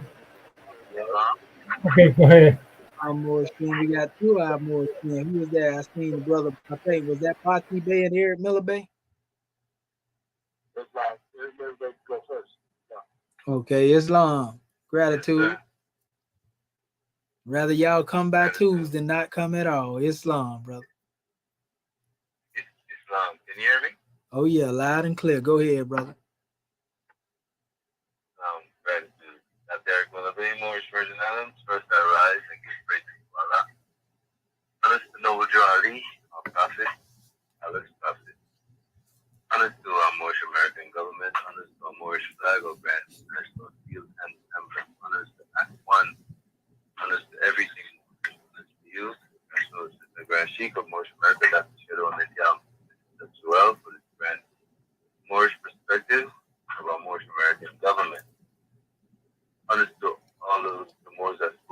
and those who would be captured. This grand class tell you, nay, we are all kin. And each one a part of the great heart, the great human heart. Unity is key to our liberation. And kin is just short for kindred. You know, as you said, divine love is not limited. And also, the golden cord of love is like it's like a kind of seventh sense. You know. However, Marcus Messiah Garvey said, you know, in a world of woes, one must go armed. You know, and he's not talking about those dreadnoughts and battleships, you know, those weapons of destruction, but the consciousness or the awareness of race first in all parts of the world. You know, he says nation building he was talking about, and that sister, she just came off with her vibe, you know. But we all are not on the same page when it comes to these heights. Let me say so myself.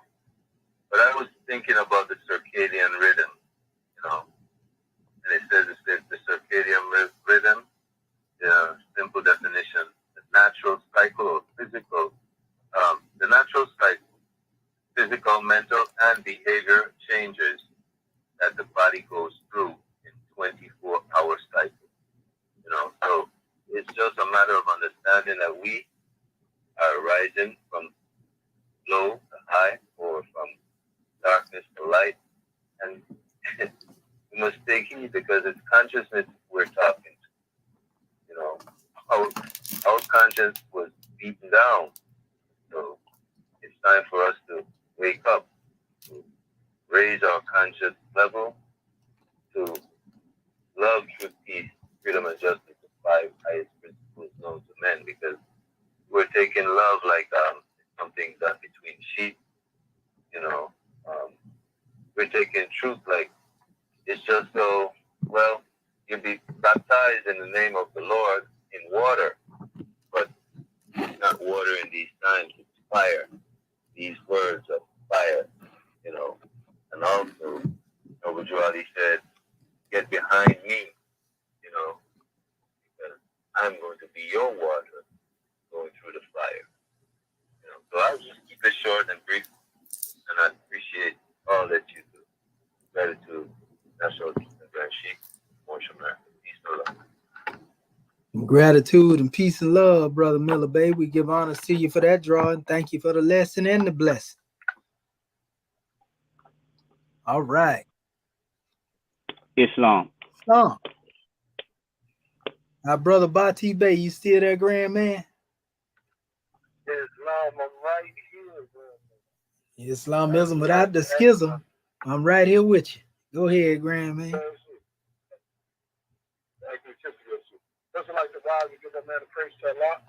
Honest to the Prophet, honest to our theocratic government, our royal council, our flag, the emblem, our divine constitution, our swift angels, our T, our citizens alike, and to all the words that spoke before me, all the words that will speak after.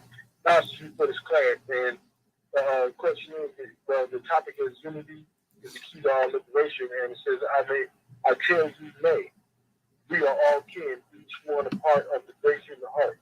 And you got to understand, in that topic alone, it says part. That means each have a part to play, regardless of what we want to label ourselves or the names that we want to put on. We always, the one whole name is the heart in this instance.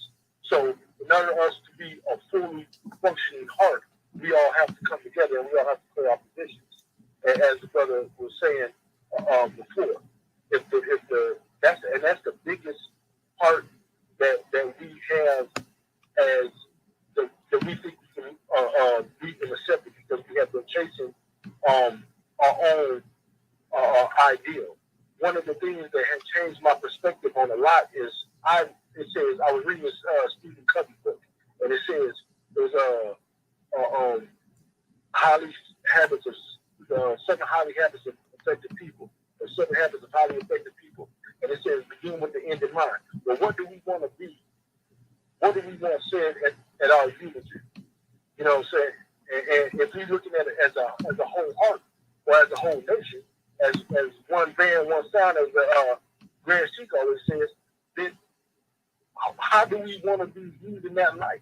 And we all have a part to play. Everybody has a script that has to be orchestrated. And regardless of if we're in the rhythm of one nation and everybody is now moving towards that direction, they don't know it though. They may not see the bigger picture. But we here in North America, we see the holistic design. All we're trying to do is convey that design to the human family. And it goes back to that Sufi and that teaching. We're all on the same road. The one people got their backs to the goal, and the other one is facing the goal. Here in Moorish America, because we understand the history, as we understand, and the law, we are facing the direction we are going. Even the prophet said we are headed to a destination that is not uncertain nor unknown. The fact that it's not uncertain nor unknown, that means it is fully mapped out for us, because the prophet had already went that way. He already designed the way. He is aiding and assisting from the plane of soul. We have ones here that are adepts that are showing us and corralling the like-minded individuals to come into the essence of having our own nation. As you said, we have tried everything, but the one thing, and the crazy is, it always seems to be that way, even in our personal lives. It's always the thing that's most obvious that seems like the impossible. You know, and if you are ever on the calls and you feel like a message can apply to you, it's not attacking you personally. It's attacking the thought pattern. It's never the person that's attacked.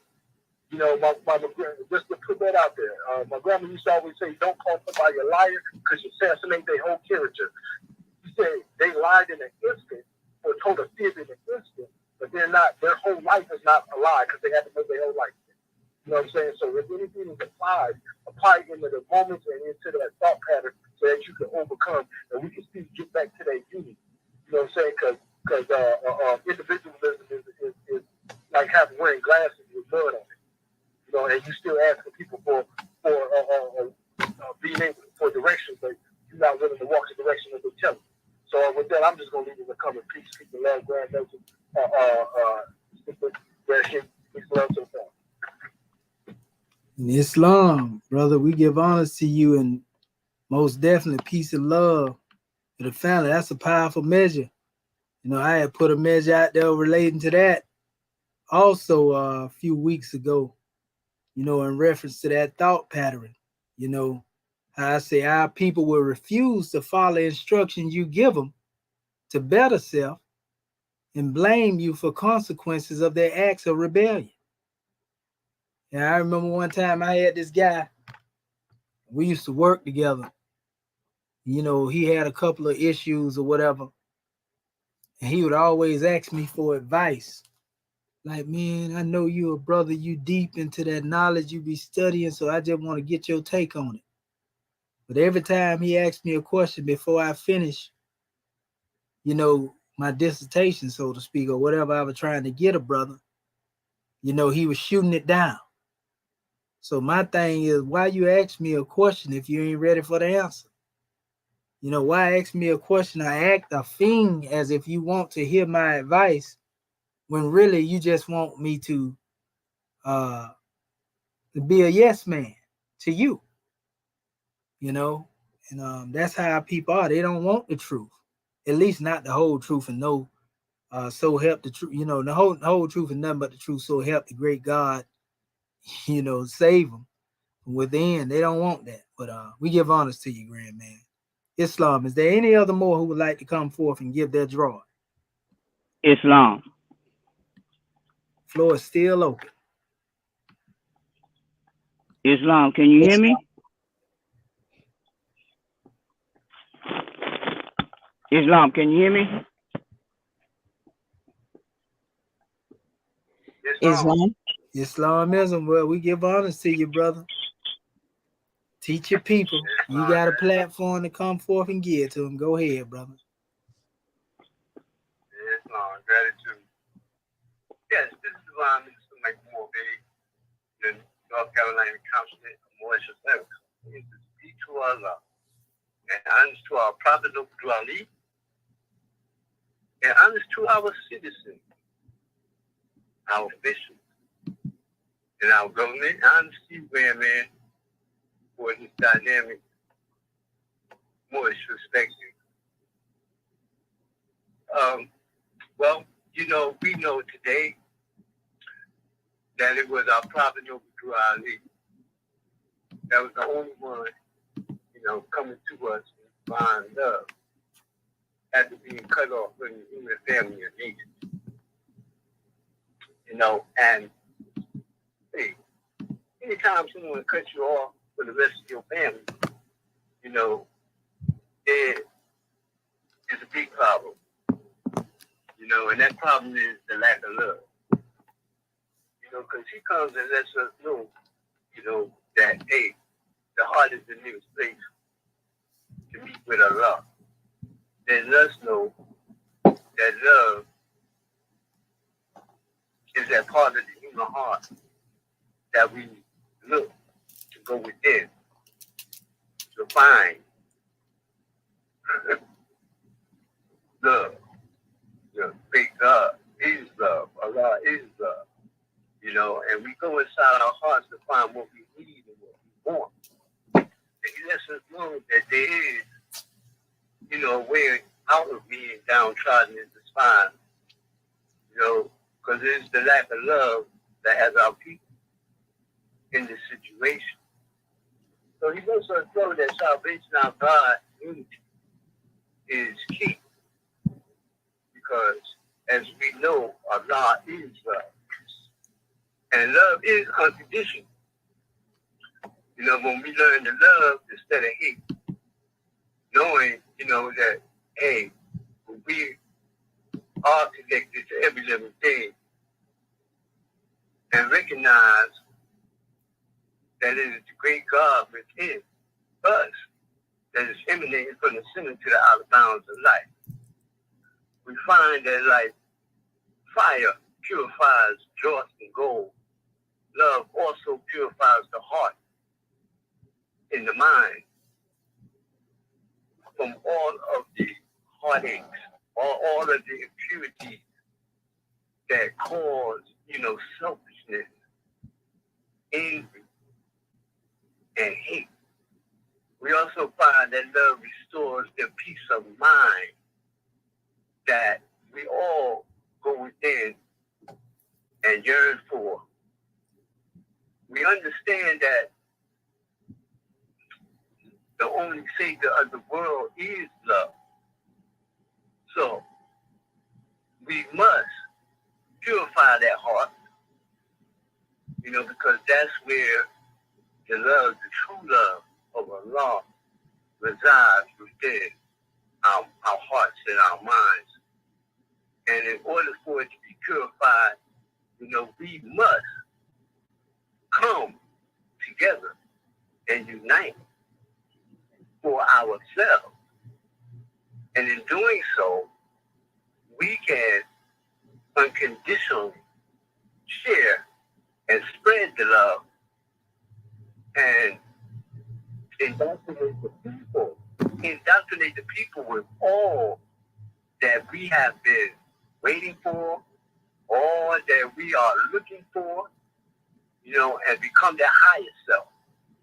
Because, that highest self is human spirit clothed with soul and made in the form of Allah. And when we study our lessons, we realize that Allah is all. So in being connected with this heart of love, we have love divine that is a golden cord that connects us to all living things.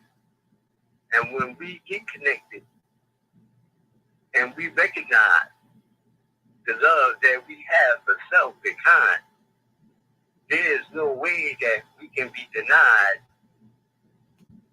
what it is that we must have for our salvation. And that is for everyone. You understand? Because we are the fathers and the mothers of all of humanity. And being that, we must come together and recognize the love that our Holy Prophet has for us, to let us know that we are not Negro, black folk, colored people, that we are not rejects of the human family. Let us know that we are the source of all humanity. And this is why the Father God Allah sent us our Holy Prophet, to let us know that it is up to us. The world is looking for peace. And the only way peace can be accomplished is by our people following our Holy Prophet, coming together in unison to bring about the mind of our ancient forefathers who are the founders of civilization. And with our principles of love, truth, peace, freedom, and justice are the keys to civilization that we must generate, we must demonstrate, and we must display in this time. This is a new era of time now. And all men must now proclaim their one free national name before the government in which they can live, to be recognized by the nations of the earth. And this is the key for us being a part, all of us being a part of the human heart, that it is love divine. Praise be to Allah. And I hope our people out there can understand the necessity for us to be at one with our Father God Allah, so that we can be like our prophets, saviors of humanity. Gratitude for the class, God, man, and peace and love to you and all the good work you do. Islam. In Islam, gratitude, Brother Michael Moore Bay. We give honors to you for that drawing. And also, pardon self, brothers. I got Curtis Bay and Brother Muhammad Bay. My volume was down. I couldn't hear you all. And I seen messages. So we'll get our sister Curtis Bay and let Muhammad Bay speak. Y'all got the floor. Islam. Islam. Can you hear me, God man? Oh, I can hear you loud and clear. I'm turning the volume up more now. That's all it was. I had it down trying to keep, feedback and all that. Mm-hmm. And that's all it was. Go ahead. We got you now, sister. Islam, and I keep it brief and short because I know Brother Muhammad Bey wants to say something. And I just want to first let me rise and give praises to the great God Allah. I give honors to our Holy Prophet, Noble Drew Ali. I give honors to Act One, all my government officials, and I give honors to you, National Assistant Grand Sheik, for this wonderful, wonderful grand class. And your topic on the floor was, I tell you, nay, we all can, each one a part of the great human heart. And you said you was talking about unity is the key to our liberation. And I just want to say to our Moorish kin, when it says we all can, in other words, as you was talking about that golden cord of love, we all are one in this this coming together that we are trying to get our Moorish kin to understand. And excuse me, I realize that our people is not used to having a government, and I realize that our people this is something new to them, so we have compassion on you, but we ask you to have an open mind. Come with your mind open, come to receive, because this is something that has never been done before. But when you know who made you, when you know that the great God Allah, you and the great God Allah are one, when you know who our holy prophet is. When you know some of these things, then you will start to understand why we say we don't need guns and bombs to do anything. We are gods, and we create and we govern that what we create.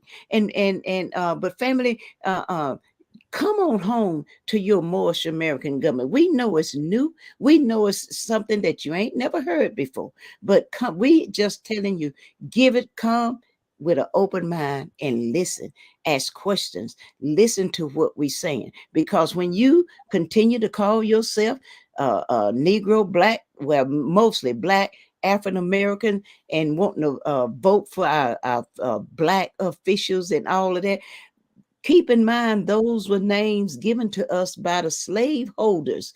And when you start dealing with the politics, I'm going to share this with you too. You think they got us programmed to think that the politicians will be able to help us, but keep in mind they got somebody on top of, at the head of them too, that pull their strings. So even though you might vote for them, once they get in there, they can't do like what you think they want to do, because they got somebody over them too, and they'll be pulled and pulled in check just like anybody else. So don't put your trust in those politicians. Put your trust in the great God Allah, and keep our holy prophet out front. Gratitude, God, man. That's all I want to share. I'm gonna keep it short. I could say more, but I know the God man wanting to come behind me and share something too. So gratitude, peace and love, family. We love you. Islam. Peace and love and gratitude for that drawing, Goddess and Queen. We give honors to you for all that you do. Praise be to Allah. Make it plain, Goddess and Queen. That's what I'm talking about. All right, Brother Muhammad Bey, you got the floor. Islamism. Can you hear me, National Assistant Grand Sheik? Yeah, loud and clear with divine ears. Gratitude, God, man. Grand demonstration as always. Yes, I am Dr. Gerald Hamid Muhammad Bey of the South Carolina Consulate. But first, let me rise in praise of our Father God Allah, who is the best knower and arranger of all things, and give the highest honors to our beloved Prophet Noble Drew Ali, who is the last prophet of this new era of time now. He is the seventh manifestation in divine flesh, the seventh angel, El-Hajj Sharif Abdul Ali. I give much honor to our National Assistant Grand Sheik of our Moorish American government, our Moorish American government, for always showing his unabounding love, his unabounding courage, and his unabounding generosity to his people, to us as a people. And this is what we all bring to you. Gratitude for all that you do in your acts of love, Grand Man. I give honors to Act 1 of our divine constitution and bylaws.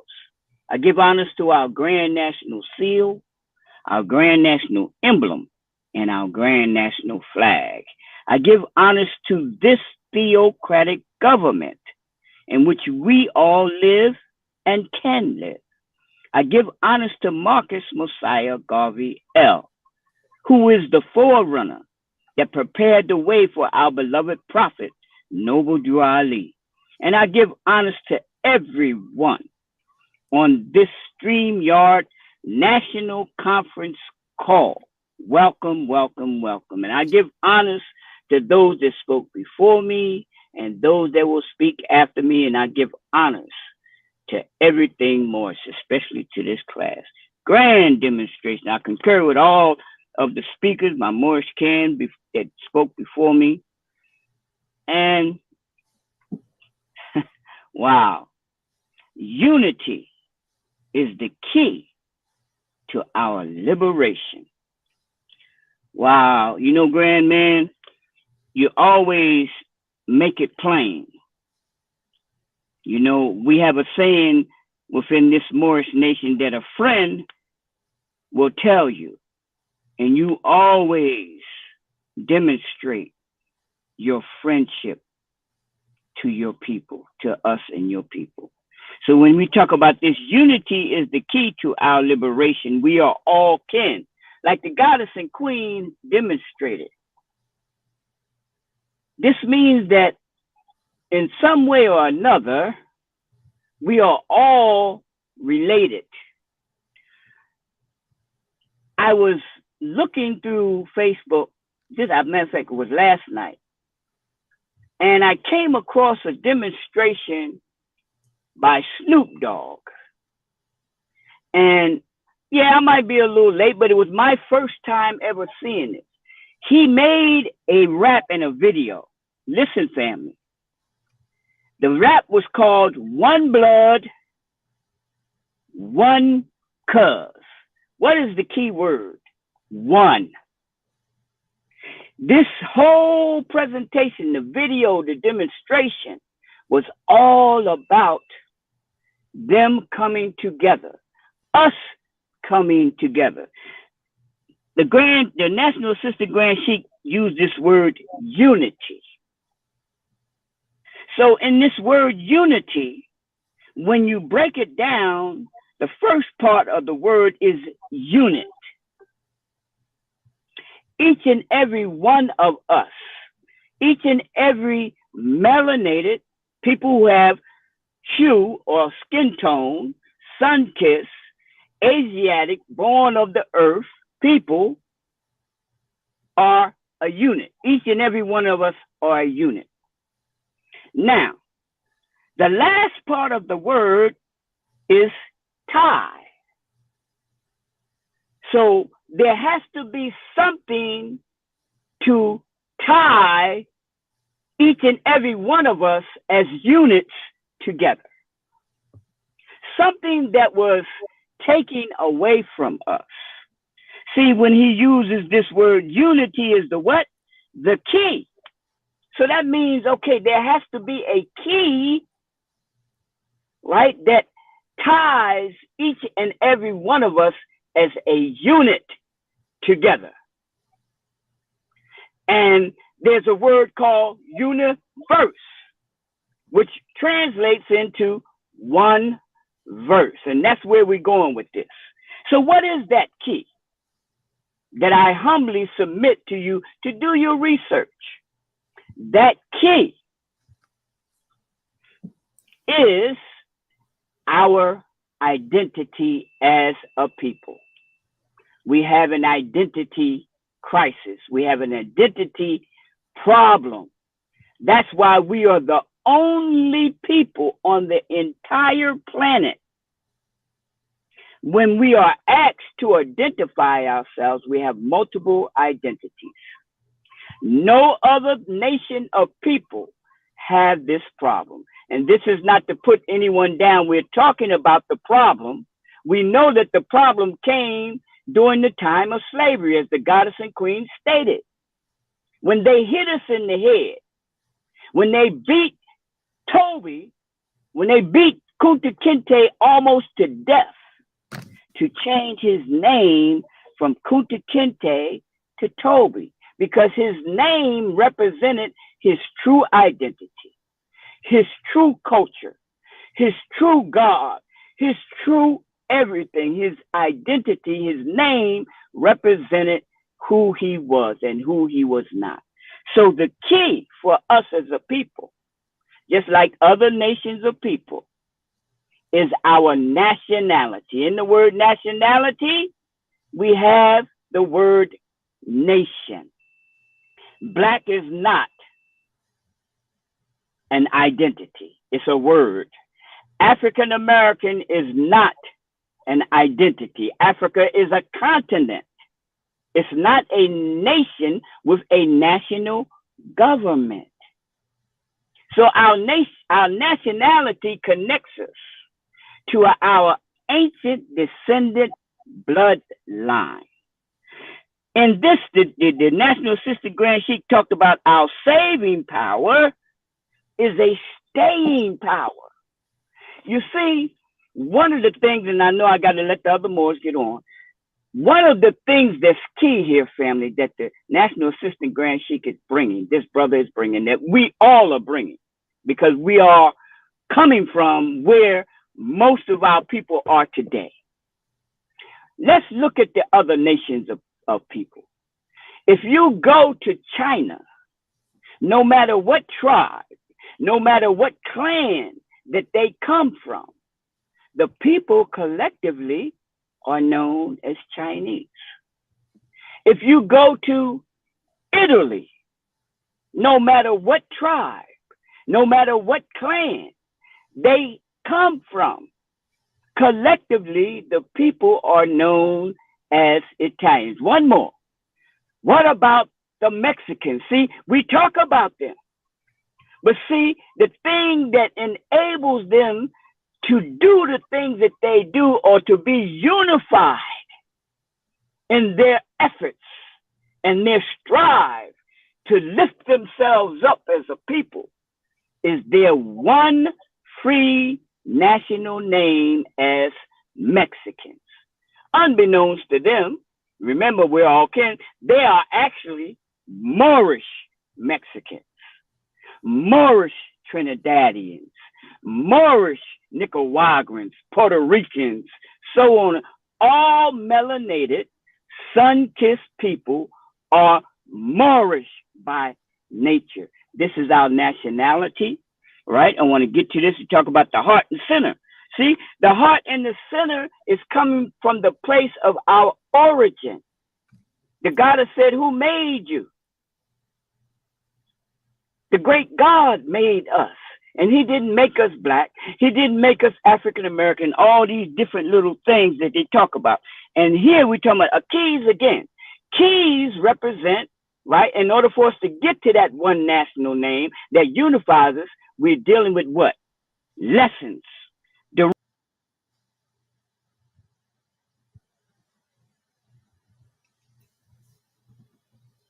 It looked like we lost our brother.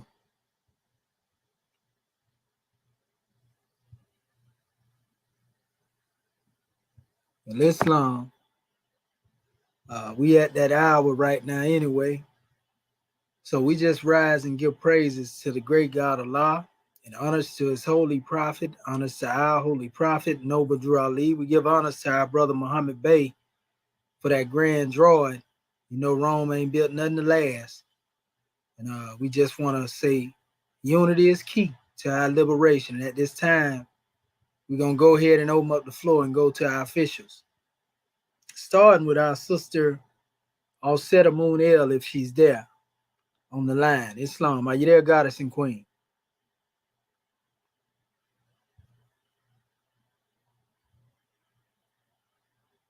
Islamism, what we know the sisters about our Father God, Allah's business. Islam. Well, all right. What about our beloved National Grand Mufti, Dr. Khonshu Ma'ak Heru Bey, the Royal Council, Islam Grand Mufti, Islamism. Gratitude, Grand One, calling sport. We rise. First and foremost, giving all thanksgiving, adoration, worship, and praise to our Father God, Allah, the great God of the universe, most beneficent and most wise. We give the highest honors that we can give to his prophet, our prophet, the last prophet in these days and in these times, Prophet Noble Drew Ali, Sheikh Sharif Abdul Ali, the savior of humanity. We give honors to his forerunner, Marcus Mosiah Garvey, and we give honors to his government, our government, the Moorish American government, the government in which we live, according to Act 6. We give honors to the officials of this said government, our divine ministers, swift angels, muftis, royal council, secretaries.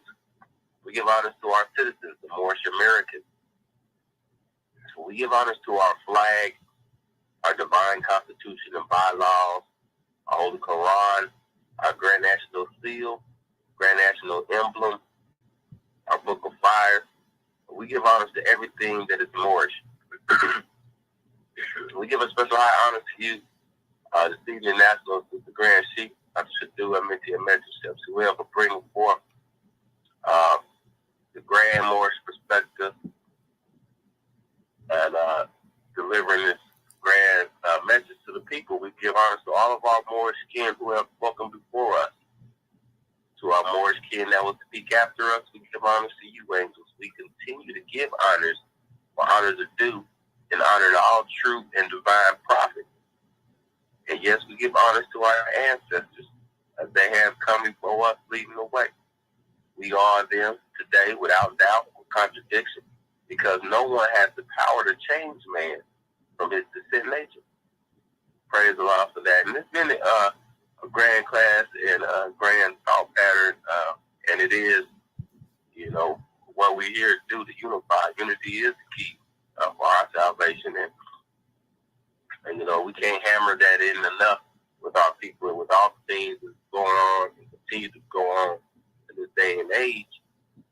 You know, the problem we had is that Negro problem, and that Negro problem has certain aspects woven into it. As they, you know, anyone who's known who's read them Willie List papers, that division was the main tool used and tactic used in order to break one and make them a slave. You got to put the old against the young, light against the dark, male against the female, you know, field against the one working on every aspect they could even think about. They used it to program a thought pattern of looking at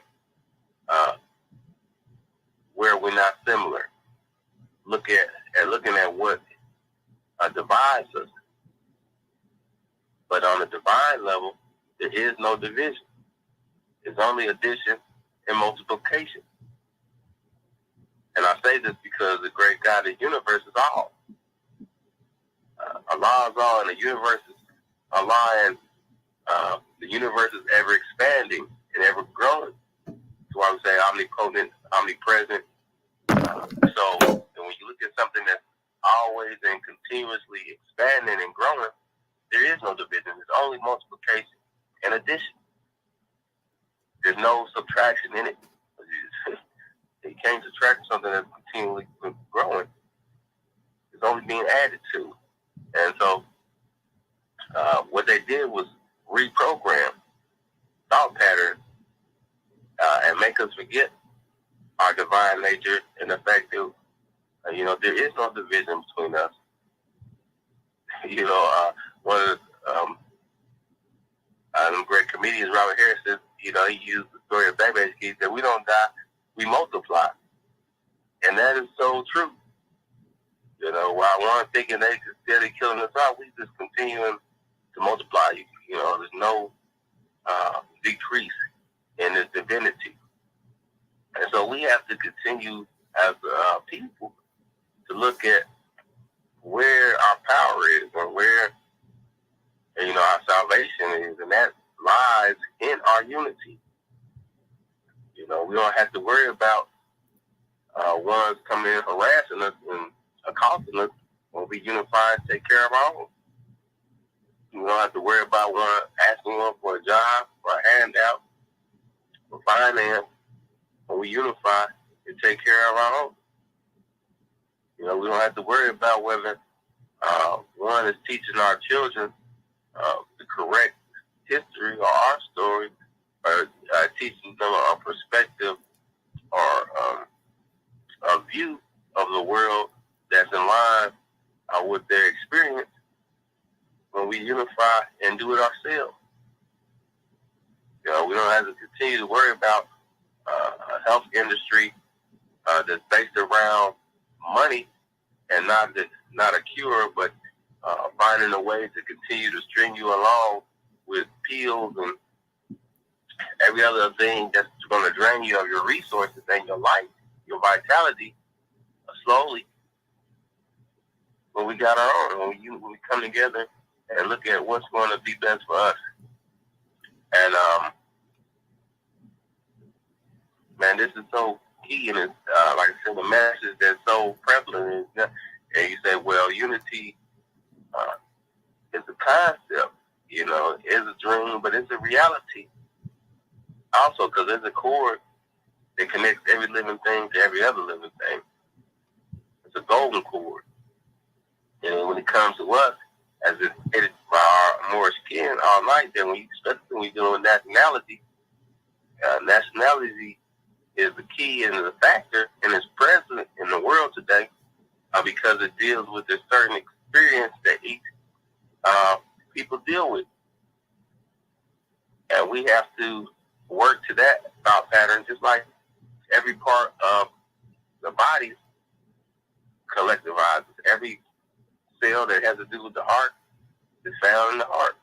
Every cell that has to do with the liver is found in the liver. Every cell that has to do with the lungs is found with the lungs. They are all those cells are part of the main body, but they come together to work together to do a certain function. And the function is important and necessary for the whole body to live.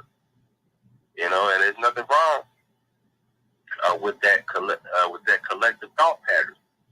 And so as we recognize that we are part of this whole microcosm, as an example of the macrocosm, and so we are part of this body, divine body of the earth, and we all play a part in keeping the whole of the planet alive and well and running healthy. And so we just want to continue to present that issue to our people, that even though ones will continue to blow up and expose what may seem to be differences between us as a people, there's still one experience that we are having as a whole due to the melanin and pigmentation that, you know, we can't run from, and that they use to divide us from everyone else. And we have to see that unity, or the purpose of unity, and knowing that no matter what we think as far as how other people feel about us, they are still dividing us from them.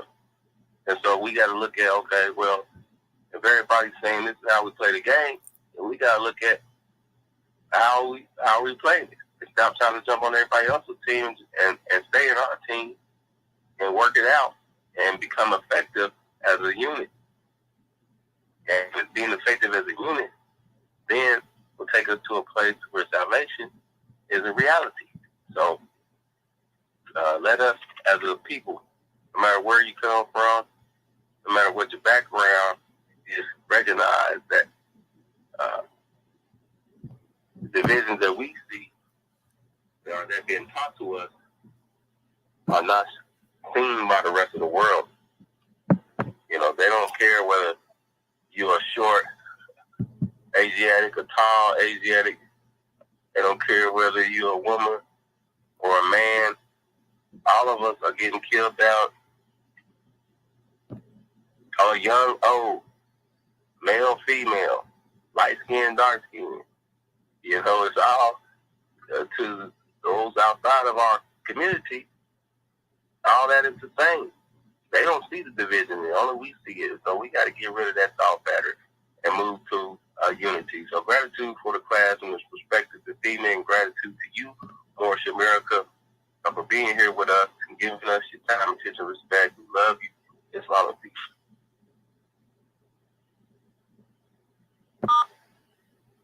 And gratitude, National Grand Mufti. Yeah, that's that list of little differences that they created. You know, Willie Lynch. We give honors to you, brother. That's what they've been doing. It's called tricknology. So praise be to Allah that we've been delivered from that. Islam. All right. Let us call forth our Grand National Secretary of the State, Sister Shepsut Rakat Ma'at and Pooh, Tutankhamun Bay. Islam. You there, goddess and queen? Closest of thought, gratitude. All right. The love thought is on the manifest. Islam. Islam. First of all, I want to rise, giving all praises to our Father God Allah, giving honor to our prophet, Noble Drew Ali, the last prophet in these days and times, giving honor to our Moorish American government, all of our officials, staff, angels, muftis, divine ministers, most especially our Moorish kin. Giving honor to all those Moors that spoke before me, all those Moors that will speak after me, to our National Assistant Grand Chief, Dr. Shedo Amenti El Mohedu Shepsuel, for opening our meeting according to law, and also hosting a Grand Moorish Perspective class this evening. Also to our National Grand Secretary, Indiana, Dr.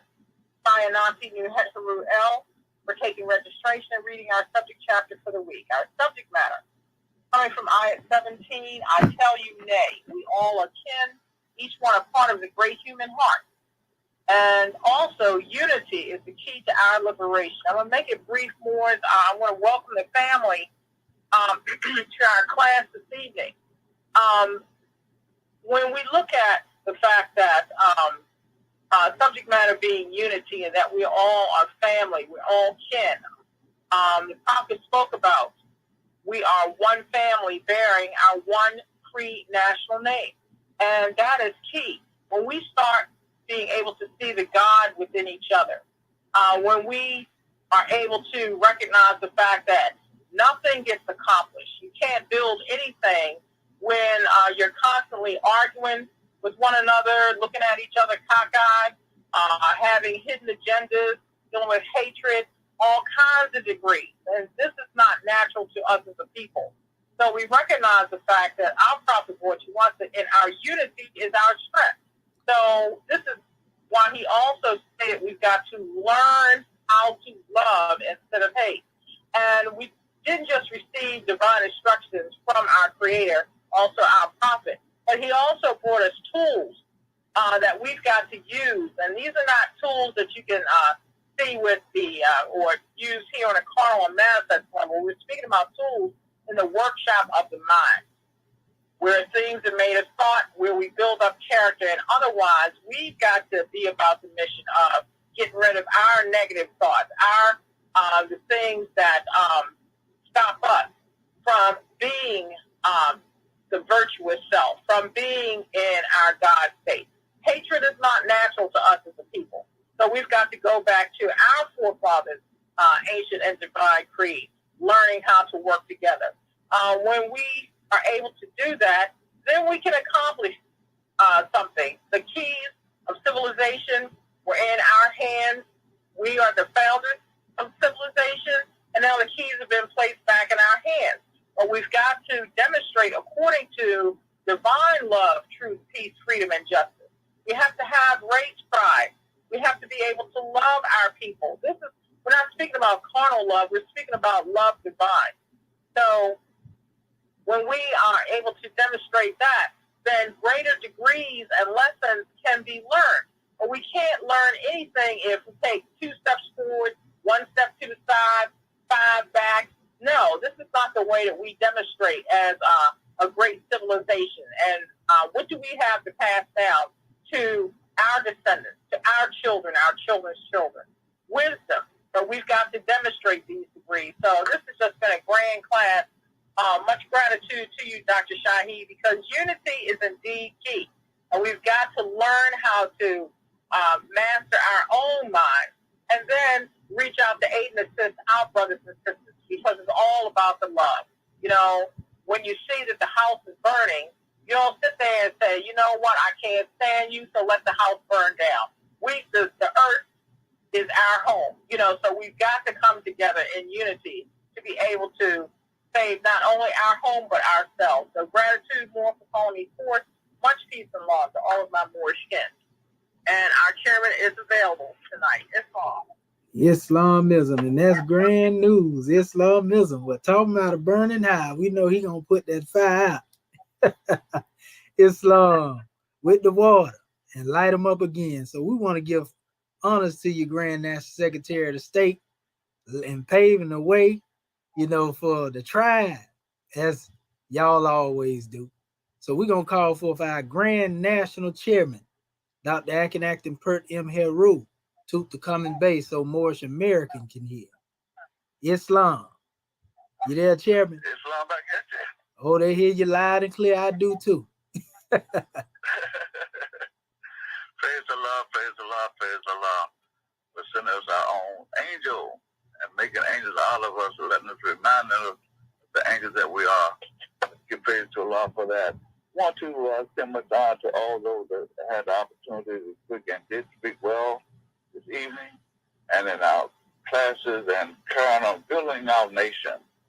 And this was an assignment that we have to do, is to take these lessons that Allah has sent to us, to our prophet, through this angel of his angel of Allah. And we got a powerful job to do.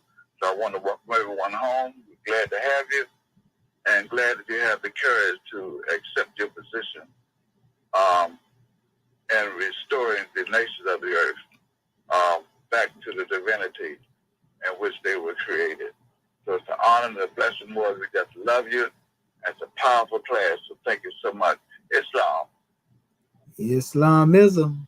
Oh man, spoken like a true enlightened Buddha. We give honors to our Grand National Chairman, Dr. Acting Pert M. Rutu to come and Bay. And we want to say again, Moorish Ken, don't neglect that book of fire. I'm telling you, you better get this book, and you can get it from our chairman at headquarters, and call 434-676-1555. And that demonstration right there most definitely bring our people out of that state of what we call darkness into the marvelous light of their freedom. So, reach out to Act One, man, and get this book, so Islamism, burning up falsehood, root and branch. Man, please. But let us call forth then our National Grand Sheikh, Dr. Serapis Amin Rael, so he can put the capstone on this demonstration. Islam, you there, Grand Sheikh?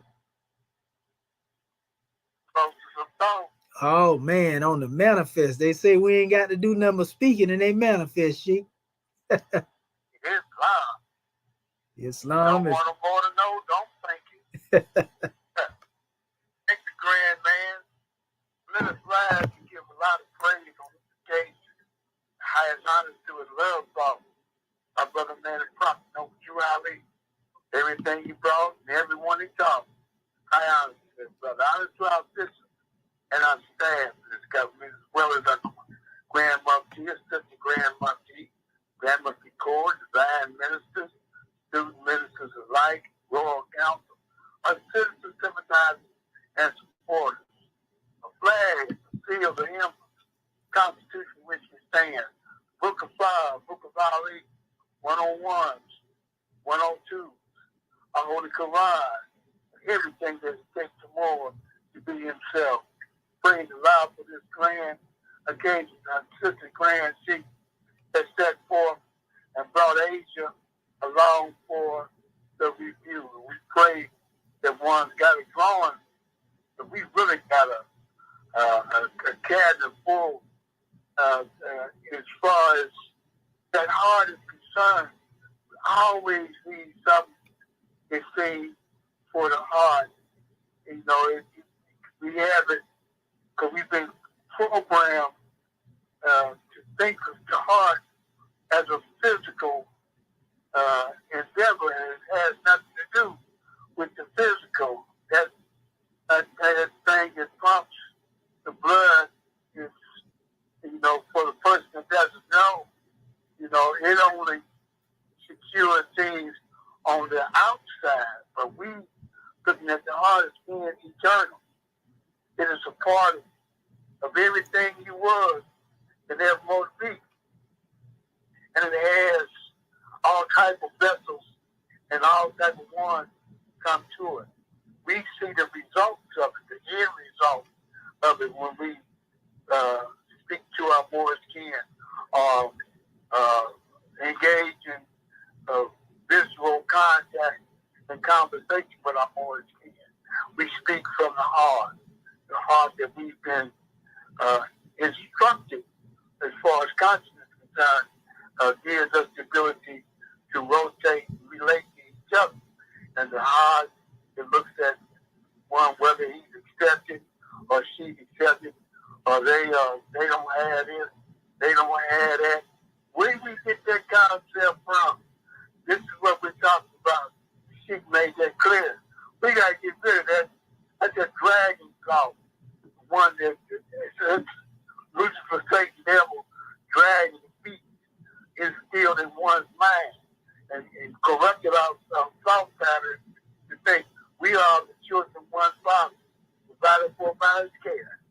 give you everything we need.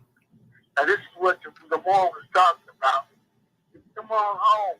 You have such grand occasion to be here and receive blessings that come from so many Moors that have been blessed by Allah and the Prophet to embrace that which is there.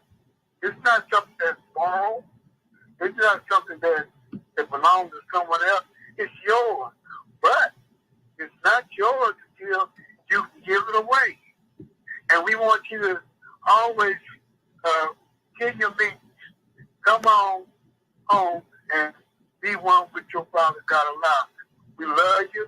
Thank you, Grand Chief, for setting that message out. And Grand Chairman loves you. He's loving love you and headquarters and all our boys can. Islam, January 15th, 1929, a warning from the Prophet to be read in every meeting. I hereby inform our sisters that was in on radical agitated speeches while they're working on the street. We're for peace and not destruction. I'm glad your God is Europeans. It causes confusion. Remember, your card is for your salvation. Failure to obey these orders will be of severe consequences. We are to love, truth, peace, freedom, and justice. And when these members are violated, justice then will take its course. And it says that a group of citizens who open instability towards the government or the Prophet or violate the divine covenant and the Moorish movement will receive their reward from Allah for their unjust deeds. All true Moors will and must obey the law as laid down to them by the Prophet. If they lose confidence in the Prophet, they should turn in their card and back. Be sworn to close your bed and return to the state where the Prophet found you. This is the everlasting movement founded by the Prophet through the will of Allah to redeem the people from their simple ways by all the Prophet over to Ali. This divine warning is the supreme law now and will be enforced by said government hereby. Islam, Islam, Islam. You are the children of one Father, provided for by his care, and the rest of one mother has given you son. But the bond of affection therefore unites you with thy brother, that peace and happiness may dwell in our Father's house. And when you separate in the world, remember the relation that binds you to love and unity, and prefer not a stranger before thy own blood. If thy brother is in adversity, assist him. If thy sister is in trouble, forsake her not. So shall the fortune of our Father contribute to the support of this whole race, and this care be continued to you all in your love to each other. Islam, Islam, Islam. This meeting is officially closed according to Act 2 of our divine Constitution and love, truth, peace, freedom, and justice. Happy Islam, Moorish America. Long live Moorish America. Peace, love, and law. Islam. Peace. Great class. Great class. Great class. We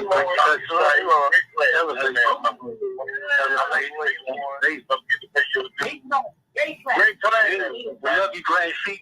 We love you, Assistant Grand Sheik. We love you, Stuart Angel number 1. Love you, Moorish America. Islam. Islam, Moors, we love you. Thank you for your philanthropy, Moors. Giving from the higher self. Islam.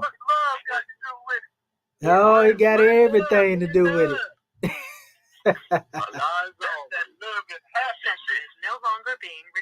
Peace and love, Moors. We love you. Islam. All right, Islam. Want to give honors to all of our Moorish kin out there too in the world, you know, that have come forth, showed up faithful. We give honors to all of you family. And we just say gratitude, keep the love coming from on high. And there's, as we said, the best is yet to come. So Islam, Moors. Gratitude, go in peace.